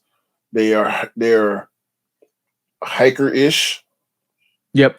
A lot of them. So they seem practical, which I think is engaging to the casual audience. But when I look at design aspects of these sneakers, and you can call it bias if you want to, go and look for yourself. This is old school Nike swag. Yeah. This is 90s Nike ACG trainer swag right here with the crazy designs on the uppers. Yep. It's different, but I see more inspiration coming from the 90s than I do coming from current casual, I guess, walkers or runners. Mm-hmm. And when I look at these Solomon sneakers, I mean, right. they if you know 90s trainers, the comparison is undeniable. I agree. I agree with you. And I'm working in the background just to show you example. Right, bro. Right this moment in time, we're looking at Solomon's, right? Watch what I'm gonna do. Tell me the difference between no, not the difference. Tell me how similar these sneakers are, right? Watch this. You've seen the Salomon, right?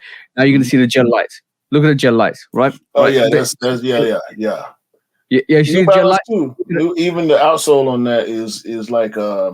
That 990s now look at the Vomero. Vomero, yeah, and then now look at the Alcatraz. You can't tell me there's not similarities between all of these sneakers because that's what the casual consumer wants at this moment in time. All of the sneakers that you're just seeing right this moment in time are all designed and dedicated to the normal consumer who looks at those sneakers and says, you know what? I want that. I like the design aspect of that. That looks unique. That looks different. That's going to make me stand out. The colorways will make me stand out. That sneaker is highly in fashion with a normal consumer. Facts. Now look at this. 1998. You look at these sneakers, bro. These trainers, these Nikes and these Reebok trainers, and you can see a lot of inspiration. Some of my favorite trainers on here too, Griffey's. Like East Bay Archive is what I'm looking. Look at this, bro. Saucony's. Look at the Saucony's. Yeah. Look at this Fila down here at the bottom right. You can't tell me that don't look like a Solomon. Yo, exactly that. And that whole fashion trend is coming about the Saucony's, the Salomons, all of that. All of those sneakers that I've just showed, and I showed it to prove a point because all of those sneakers, if you took away the branding, they were exactly the same. You could call one variation 1V, 2V, 3V, 4V, 5 because they're all similar in the design aspect. The runners, hikers for the casual consumer. It's got that big outsole. It's got that design on the medial lateral side. It's got the craziness and colorways. It just brings something unique to the markets. You remember we had a Vapor Max run and that 270 run. This might the runner hiker run. Basically, for the last couple of years, that's what's been happening. Especially when New Balance came on board, especially when New Balance got popular, that's what happened, bro. Yeah. And people look at New Balance and they said, you know what? I like this architecture of this sneaker. Now, where else can I find this in different brands? And people start looking at Solomon's. People start looking at Saucony. Some people start looking at Asics gel lights, Asics, and all of that stuff. People start still looking at that. Oh, this is why that's Alcatraz and the Vomero came out. This is why it's designed for that. Yo, the Vomero has quietly been one of the biggest sneakers of the year. It's doing numbers, bro. The Nike Vomero 5 is killing the anti-market. Is the Vomero is an anti-hype killer right now. And I've been looking at I had to fight off a couple of Vomeros this year. I ain't gonna lie. You know what the beautiful thing is, and the beautiful thing with that is, and I was about to say, bro, you're a Nike guy. I'm surprised you haven't got a Vomero in your rotation at the moment. But one thing I'm definitely saying with the whole range is when people are looking at New Balance like they are, this is why I said what I said at the start is the New Balance hype is kind of like fading to not hype. They've been really quiet recently because I think a lot of people got other options as well now because basically when New Balance was becoming a big thing in the UK and everything like that, people were looking at New Balance to set the silhouettes that they wanted. Now it's like, oh, we got the silhouettes we wanted with New Balance, but look at what Solomon's doing. Look what Asics are doing. Look what this and that. See what I'm saying? So this is what's happening. Yeah. And also brands eat off themselves because we talked about Kobe's, and I told you we was gonna come back to it. I want to start playing tennis now, bro. Because tell me this ain't a tennis Kobe. Yeah, Nike it could Court Air Zoom Light 3. It could be, bro. It does. It's very reminiscent of a Kobe Pro. Bro, I want this sneaker. Well, start playing tennis, bro. Start serving some aces down the line. Yo, I don't want it. I don't want it casually. You know what I'm saying? I don't want to disserve this, bro. This colorway white, this white navy gum colorway. Look at it, bro. It was out of here. I saw it. I got the notification for it when it dropped, right? And I'm like, wait a minute. And I get all type of notifications. Yeah. From all the brands, from all different hype stuff to GRs, right? So I didn't pay no attention to it. I saw the notification. I didn't click on it. It stayed active on my phone for like a day and a half, 2 days before I actually went through the notifications and I clicked on this sneaker. And I'm like, damn, that's like a Kobe, but it's a tennis shoe. And I went to it, and this is what I saw: only small sizes and 9.5, average sizes that's going to be abundant. If me and you wanted this sneaker, we couldn't get it. No. And it's a tennis sneaker. Like, it's made to play tennis. It's a court sneaker. It looked like a Kobe, bro. Yeah. But it made me realize what I always say about the casual audience. Now, I believe this because I said it on the podcast multiple times, and I say it in conversation in real life. The casual audience really provides for the company what they need for them to be able to give us what we want, right? Yeah. 100%. That's the best thing ever. Because if they wasn't doing as well in the casual spaces, they would experiment. Yeah, they wouldn't. It wouldn't be collabs and all this great stuff that we getting. So that they spend the extra money on and still give it to us for a fairly decent price most of the time. I see what you did there, Dr. Q. I'm just waiting for Mr. Hype to come out, but Professor Hype to go, bro. Bro, you can't hype this though. I want to hype it, but it's unhypeable. But it's fire, bro. I mean, the average. If I showed this to a sneakerhead, a quick glance of this, and be like, "Which Kobe is this?" They'll start trying to figure out which Kobe it is. Yeah. But it's not a Kobe. I'm gonna say one thing for sure, but like this, you're right with that whole analysis, because what happens is the casual consumer allows Nike to be experimental with their ranges in terms of giving us sneakerheads what they think we should give us, like UNC toes and all of that stuff, UNC colorways, pine green colorways, green this. Look, a Nike Zoom Court Light 3 Premium.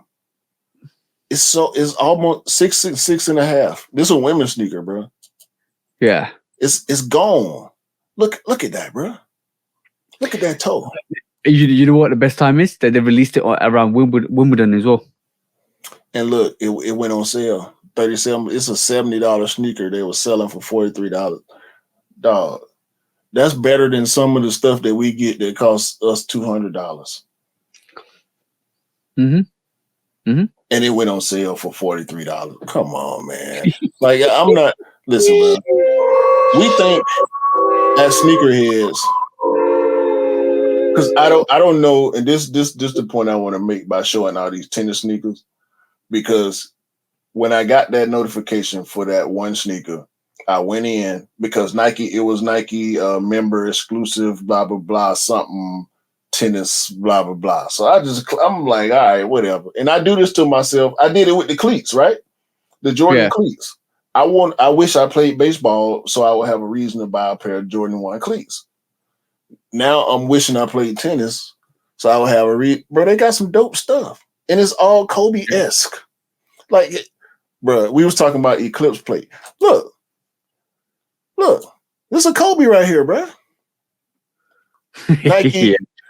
Nike Court Air Zoom Vapor Pro. This is a Kobe sneaker, bro. You can't sell come on. I can't remember. What was the Kobe 10? NXT or something like that. That it's the same shoe. And it's $102. And it's sold. It's so crazy. It's only 3 sizes: 6.5, 7.5, and 10. But the only size you would think that you could go to Nike.com and buy this shoe in your size whenever you feel like it. Nope, you can't because it's 5. And here's another tennis sneaker, bro. Here's another tennis. There you go. That's the same shoe, bro. The Nike Kobe NXT 360. Yep. I see what you mean now. I definitely see what you mean. But I kind of have come to the conclusion that you should know this by now, is the fact that Nike's big move and incentive at this moment in time is sports. Always. What have we seen recently? Cleats, golf sneakers, tennis sneakers, Mac attacks. We've seen a whole lot of tennis sneakers there. We've seen NFL cleats. We've seen golfing cleats. We've seen baseball. And obviously they're doubling down with the NBA because obviously they got more of a domination on the NBA. I feel like there's an incentive and a strategy at this moment in time to get that same dominance in all the other kind of arenas of sport at this moment in time. Bro, Nike is the biggest sportswear brand in the world. And I think this is why we're seeing more movement in other sports as well, because obviously they dominate the NBA, and now they're turning their heads on other different areas like tennis, NFL, but baseball. I think it's been like that. We just don't pay attention. I go down these rabbit holes, bro, off of these notifications, because Nike sends you everything. They don't care what you into. They're gonna send you everything regardless. So when I click on this stuff and I go down these rabbit holes, I go down the basketball hole, I just went down the tennis hole, I've been down the golf hole, the soccer hole, and they killing in all these areas. But you just basically reinforce what I just said. You literally reinforce what I just said, because they've been doing this, right? But we've not been noticing. But now we're noticing. Why are we noticing, bro? Why at this particular time have we all of a sudden started talking about cleats, and we start talking about golf shoes? We start talking about we just had a quick strike with some golf sneakers or Jordan 1s, and we're talking about tennis sneakers. Why, bro? Tell me why. To me, is I'm just going down the line. To be honest with you, with me as a sneaker, as a footwear enthusiast, all these things are interesting to me. But from a casual perspective, the sneaker game has died a little bit. Not died, but we don't like to use it. It's gone quiet. It's gone quiet. Exactly. Yeah. So I think all this other stuff is getting this chance to shine through the fog of the sneaker game. You know what I'm saying? I'm going to agree with you and disagree with you at the same time. I think the quietness of what we're seeing release wise is actually dominating allowing us to see other silhouettes and other sporting kind of cleats, which is fine. I agree with you on that. But also we're going to see more different. The atmosphere in the next 6 months is going to be totally different, because I think the sneaker for what we pick up is going to pick up anyway, because we're going to see a lot more Jordan 5s, Maniers, collaborations, unions, all of that stuff is coming, which we know is going to come anyway. That I think our attention is going to shift there. But you're right, the last 6 months has been kind of relatively quiet in terms of the sneaker world. But from what I'm going to disagree with you on is, I think it would have still been quiet, because it was quiet, and I think even just after COVID happened, the sneaker game did go a bit quiet, but we didn't see the same momentum in the other sporting ranges. But we're seeing that now, because we're seeing a lot more athletes wear sneakers, wear sneakers and showcase sneakers, especially Nikes. We're seeing J Balvin visit DJ Khaled on a golf course, giving him some J Balvin frees, but DJ Khaled's wearing golf ones. He's wearing Travis Scott's getting a Jordan 1 low golf. He's done a Mac Attack campaign. So all of that if it wasn't for the brand Nike pushing the other sporting arenas to dominate that, they're using what they know best, which is collaborations, athletes, and music artists to promote the other sporting ranges. So now DJ Khaled's got a golf course exhibition in Miami, right? Just to kind of showcase, yeah, well, this is a golfing sneaker. We're gonna do a golfing event. That wasn't happening 2 years ago, bro. No, and we know they're leaning super hard on golf. I mean, we just talked about Michelle Wee, so the same thing. We're gonna say this, you see the same thing in an NFL, in the tennis world. John McEnroe, look, bro. John McEnroe didn't need to do a collaborate like a Travis Scott photo shoot, bro. It would have come out 5 years ago. It just would have come out. See what I'm saying? Well, and with the Williams being retired, they got. I mean, Naomi Osaka got her stuff going on, and her stuff is dope too. But if you don't play tennis, you ain't gonna pay that much attention to it. Guess what? If I play tennis, I need either one, if not both, of them sneakers that I highlighted from the Nike tennis sneakers. And I had the same conversation with Scott the other day. Scott was like, "Why are they doing golf sneakers? Why are they doing like?" And I said to him, "Bro, it's because Nike have got Travis Scott with a spotlight, or DJ Khaled with a spotlight, or one of their athletes with a spotlight, shining a light on their range and saying, 'Yo, we're here. Look at this. Would you like these guys?'" Why not? Why not? Yeah, why not? Exactly. But this is why I'm glad you said what you said, because it reinforced what I was trying to get at. Was you said it's always been there. I know it's always been there. Look, they got a gym range where I check out, because I want a gym sneaker to rock. But I'm moving training now. Yeah, Metcons exactly. is weightlifting shoes. Exactly, it's flat base sneaker, flat base, and this is why I wear trainers or Jordan 1s, or I wear a flat sneaker or Vans, because they're good for lifting, especially deadlifts and squats and stuff like that. But we don't. If you didn't look for them, you didn't know. But now we're not looking for them, but we're being told about them, and that's the big push, which I was trying to get at, was every single sector Nike's trying to dominate. Like they did with the NBA, they're trying to dominate the golfing range. They're trying to dominate the tennis court. They're trying to dominate the NFL pitches, bro. That's what it's all about. And baseball as well. Now we've seen that already. Baseball now, we're being told. It's not Nike's like right this moment in time saying, if you're not looking, we're gonna tell you. Guess what? And we're gonna tell you with an artist, bro. Guess what? What's that? Tennis, Serena, greatest tennis player ever. Also, Naomi Osaka. Also, John McEnroe. You know what I'm saying? Also, Andre Agassi. Yep. You know what I'm saying? The greats. Only the greats. Basketball, Jordan, LeBron, Durant.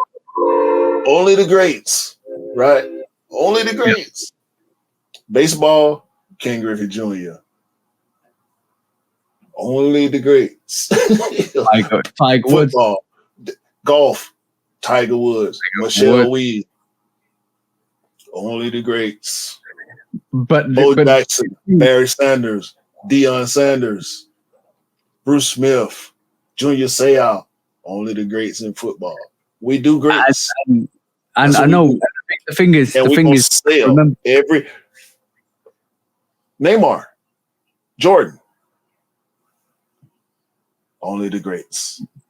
But you got to remember one thing though, is with the NBA it was a bit different, because what happened with the NBA was, even though you had the greats, they've monopolized on the NBA quite heavily with like Kobe's, with like Kyrie's, with like old Kyrie, LeBron, with Jordans, all of that stuff.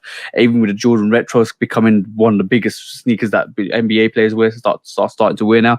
But the thing is, the domination. I think there was wasn't it a stat or fact that 90% of the sneakers worn are Nike or Jordans in the NBA, or something ridiculous like that, or 97%. The athletes, or something ridiculous, something crazy. I don't think it was that high, but it's a lot, bro. It's a lot. And so that domination came from the fact that they've got a plethora of sneaker collaborators and sneaker artists and sneaker athletes within that range. So now when the names you just said, we're cherry picking the names from like golf and from stuff like that. But that's the domination they want to see in other arenas to actually replicate what the NBA model is. In every arena, that's the goal. And that's what Nike's been doing. This is why we've been seeing what we've been seeing, bro.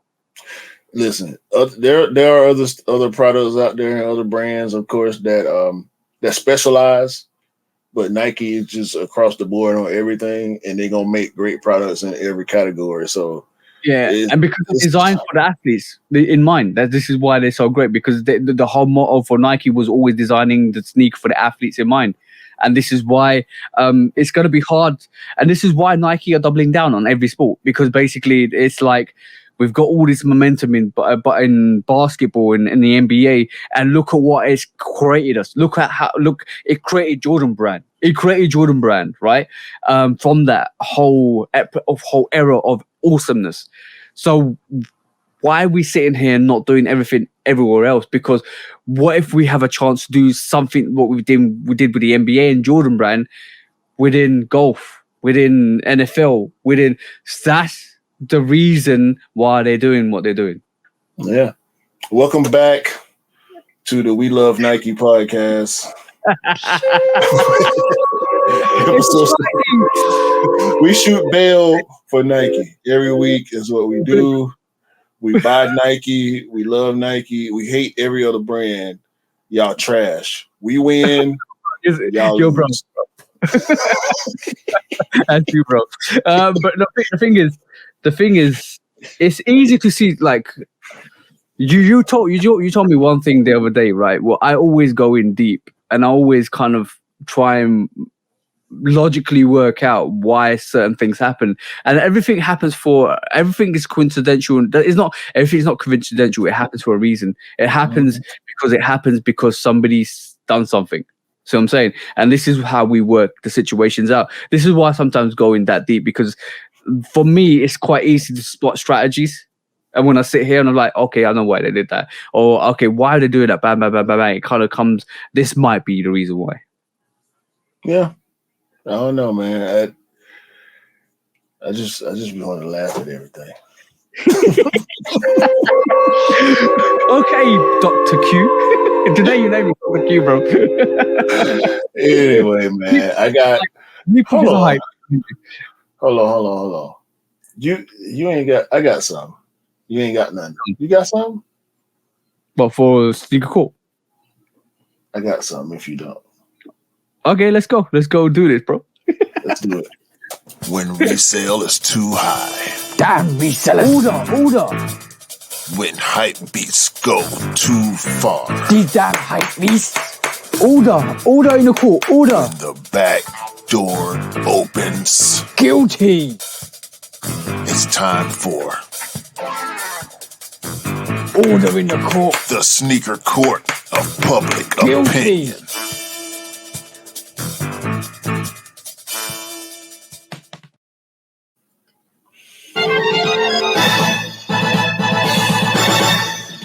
Guilty. Welcome to Sneaker Court Public Opinion with me, Judge Public Opinion, and Executioner. What's up, bro?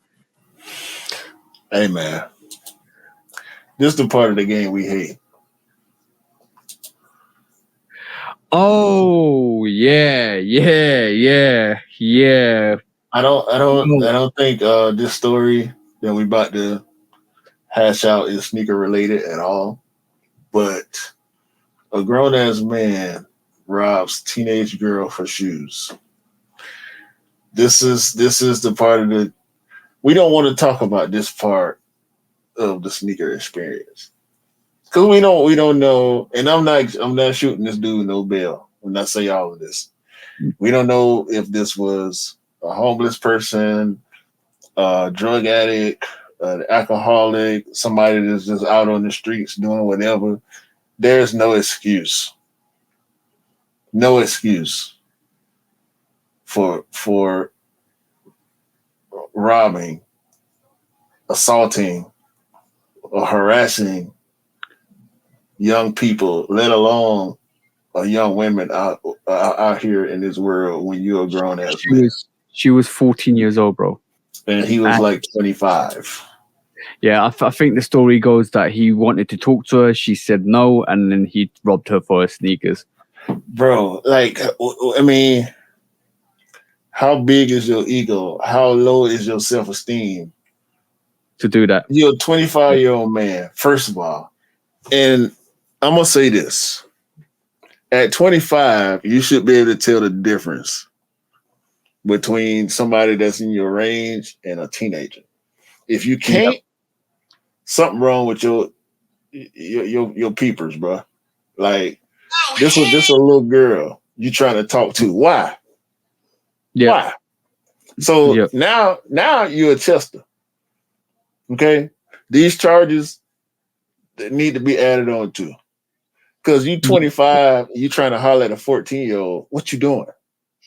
I'm not gonna cut any jip to this guy. In terms of, I'm not gonna hold my tongue. If what I think is happening, then he needs to get the full sentences for what he's doing. Even if it's grooming, whatever you want to call it. I just, bro, if he's guilty, he's guilty, and you should cut him no slack. No, it's all that, bro. It's all that. Grooming. We need to kind of work out what the situation is. It could be, we don't know the whole story, and like we do on here anyway, we need to know the whole story for what the events were. If she's a stranger, if she's a family friend, if she's whatever she is to him. Like, let's be honest, we don't know. So from that aspect, we can't like. Hold on. Let's listen to this.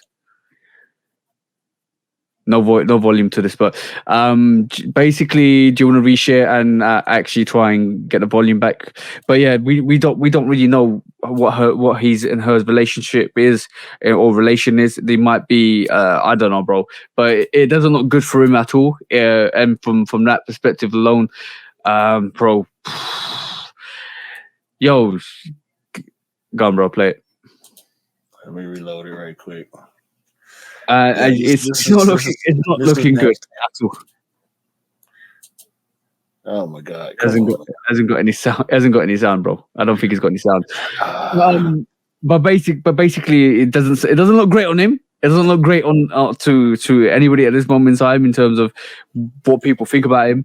Yeah, I didn't want to raise it my sneaky news either, because that needs to, whatever that is, needs full doubling down on that guy, bro. Let's see if I can get it to play now. Right, but whatever, man. Yeah, this is nasty. This guy deserves everything that's coming to him. I think he needs more charges because his intentions were not good. I know the law doesn't necessarily allow for that to happen. You can't charge somebody based on what they may have done in the future. But to me, coming from where I come from, a 25-year-old man trying to talk to a 14-year-old girl, nope, that's nasty. You need charges for that. You need hood justice for that right there alone. And based on the fact that you feel like you got to take something from this little girl, this 14-year-old girl that did not, maybe if she was 25, she would have talked to you, but she ain't. She's 14, and she knew better than to associate with a grown man that she don't know for no apparent reason. It's on you, partner. At that point, control your emotions and do the right thing and let it go. This story isn't even sneaker related, bro. It's not sneaker related. He could have stolen anything from her, and ironically stole her sneakers for some reason. But yo, bro, let's not talk about this any further, because there's only one thing we can say about this, bro.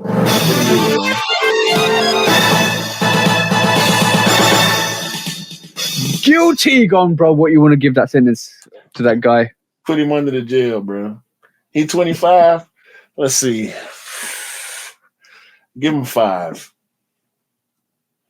Give him 5. Most men start to really come around in their 30s. Give him 5, bro. Let him sit down until he's 30. And hopefully by the time he get out, he'll have his emotions together. Because that's nasty. That's not needed, bro, at all. Yeah. It's, I'm just gonna say, you grown ass guys need to leave these little girls alone, bro. That's all I'm saying. Nasty. When resale is too high. Damn resellers. Order. When hype beats go too far. These damn hype beasts. Order in the court. Order. When the back door opens. Guilty. It's time for Order in the court. the sneaker court of public Guilty. opinion.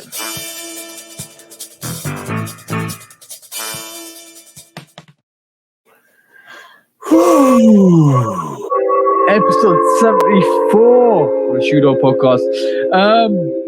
Interesting week of revelations this week. We had the NBA young boy yeeting all the designs and aspects and information. We had a lot more cleats and a lot more sporting sneakers, which was awesome to see. We've got New Balance. Hopefully we see a resurgence from New Balance in the next 6 months. Let's just see what happens with that. Obviously there's a lot. This week was all about the billions though, bro. All about the billions. And maybe the future trillions. In about 20 years time, we'll be talking about trillions, bro. Imagine. Some of them already having that conversation, man. They just ain't hit it yet. The conversation will be had though. Yep. Bro, every single time we sit down and look at stuff like that, we always come with there's always inspirations, there's always ideas, and you know what, one famous quote, it's not, I don't know if it's famous, but one quote I always remember is, nothing's new, everything is copied somehow, some way. Yeah, ain't nothing new under the sun. Right, before we close it though, bro, let me give you this lose, choose or dump. I'm going to do A6 Gel Light, Salomons or Saucony. Or Saucony. That's too easy. John. I'm going to dump. Ooh. It's not as easy as I thought. Look at you tripping, bro. You were like, yo, this is easy. And then 2 seconds later, okay, now I have to make a choice. It's not easy enough anymore. No, the choice is easy. I'm choosing Asics. Okay. I am going to have to dump. I'm going to dump Solomon. Ooh. Because they the most recent to my knowledge. So I've been seeing Saucony since the 90s, bro. Since the early 90s. We wore a lot of Sauconys in Atlanta. I had a pair. Did I have a black pair? No, I want to say I had an all white pair. Saucony. I think those are the two ways we always pronounce it, either Saucony or Saucony. I think the correct pronunciation is Saucony. Saucony, yeah. We used to say Saucony back in the day. So yeah, it was all different colors, bro. Green, red, yellow, orange, black, white, blue, whatever color they dropped, we was on them. They was cheap, they was clean, and we was on them hard in Atlanta, bro, for a good 3-4 years. Ooh. All right, cool. I got another one for you now. This is gonna show your biasness. New Balance, Adidas, or Kangaroos?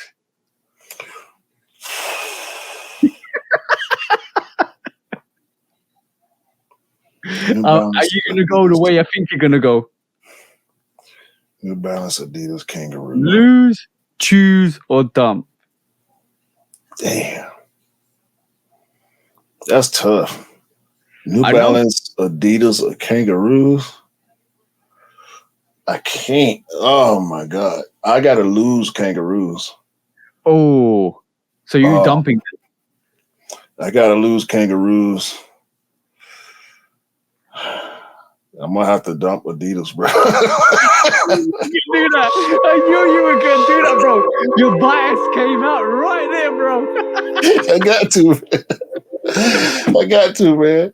However, I knew you was gonna do that. I knew you was however, gonna. I don't want to dump the Drake disses, but Adidas people that like to argue about the Adidas versus Nike, I'd rather not hear them conversations ever again, bro. That way we would have kept Yeezy too at Nike, or he just would have went to New Balance. Yeah. You know what? There's a lot of what ifs, right? There's a lot of what ifs. Like, what if New Balance had Kanye? What if J Balvin did something with Adidas? What if Bad Bunny did something with Nike? What if there's a lot of what ifs, bro? What if Sean Weatherspoon stayed? What if Travis Scott had a any other collaboration except for Nike, bro? Imagine, like, bro, there's a lot of what ifs, bro. A lot of what ifs. Coming to a different dimension near you. The what if solution. That's a lot of mocking up. Sound like to me, man. Don't you believe? Don't you wish? Right? You had a dashboard, right? A dashboard where you can press back and forth button, right? Like left or right, and then there was a screen, and it showed you a different scenario of a different dimension, and all of a sudden you can say, "What if Nike didn't get Jordan in 1985?" And what if Adidas did? Let's press that button and have a look. You the engineer. I'm waiting on you to put the plan together.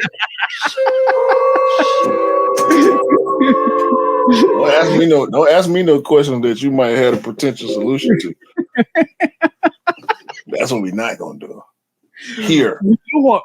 We could potentially map that one day properly and actually think about it and work out strategically for the how currently the Adidas operate, what Jordan would have had, what Jordan would have rocked, what if Reebok didn't leave Adidas and became formal. No. You can do all that. I'm not doing none of that. I'm gonna just go with my imagination. I ain't doing no math behind numbers. I'll be lost down that rabbit hole for years. You won't see me pop my head out. Go ahead, as long as you show up every Sunday. Because the conclusion would have been Jordan would have won the quadruplet. As long as you show up every Sunday, you can do everything you want to do in the background. As long as you show up for the podcast. All right. This has been episode 75. We still crazy, and we still hitting that record button every week, man. As you can see.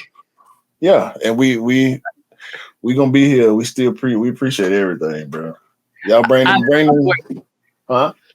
God, and by the way, we've got 2 new mascots. We've got Mr. Catman and Dr. Q and Professor Hype. You know what?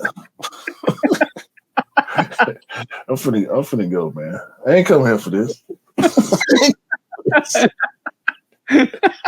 Episode 74, man. Y'all hit all them buttons and make sure y'all hitting all the pages and hitting the subs and all that. You gonna stop? What you got now? What you got now? You know Dr. Jekyll and Mr. Hyde, right?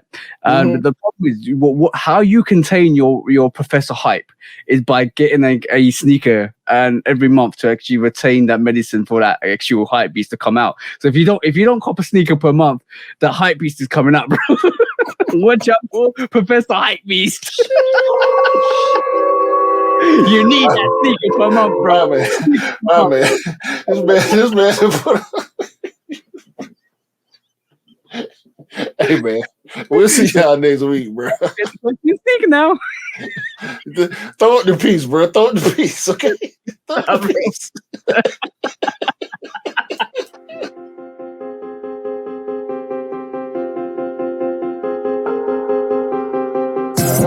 piece.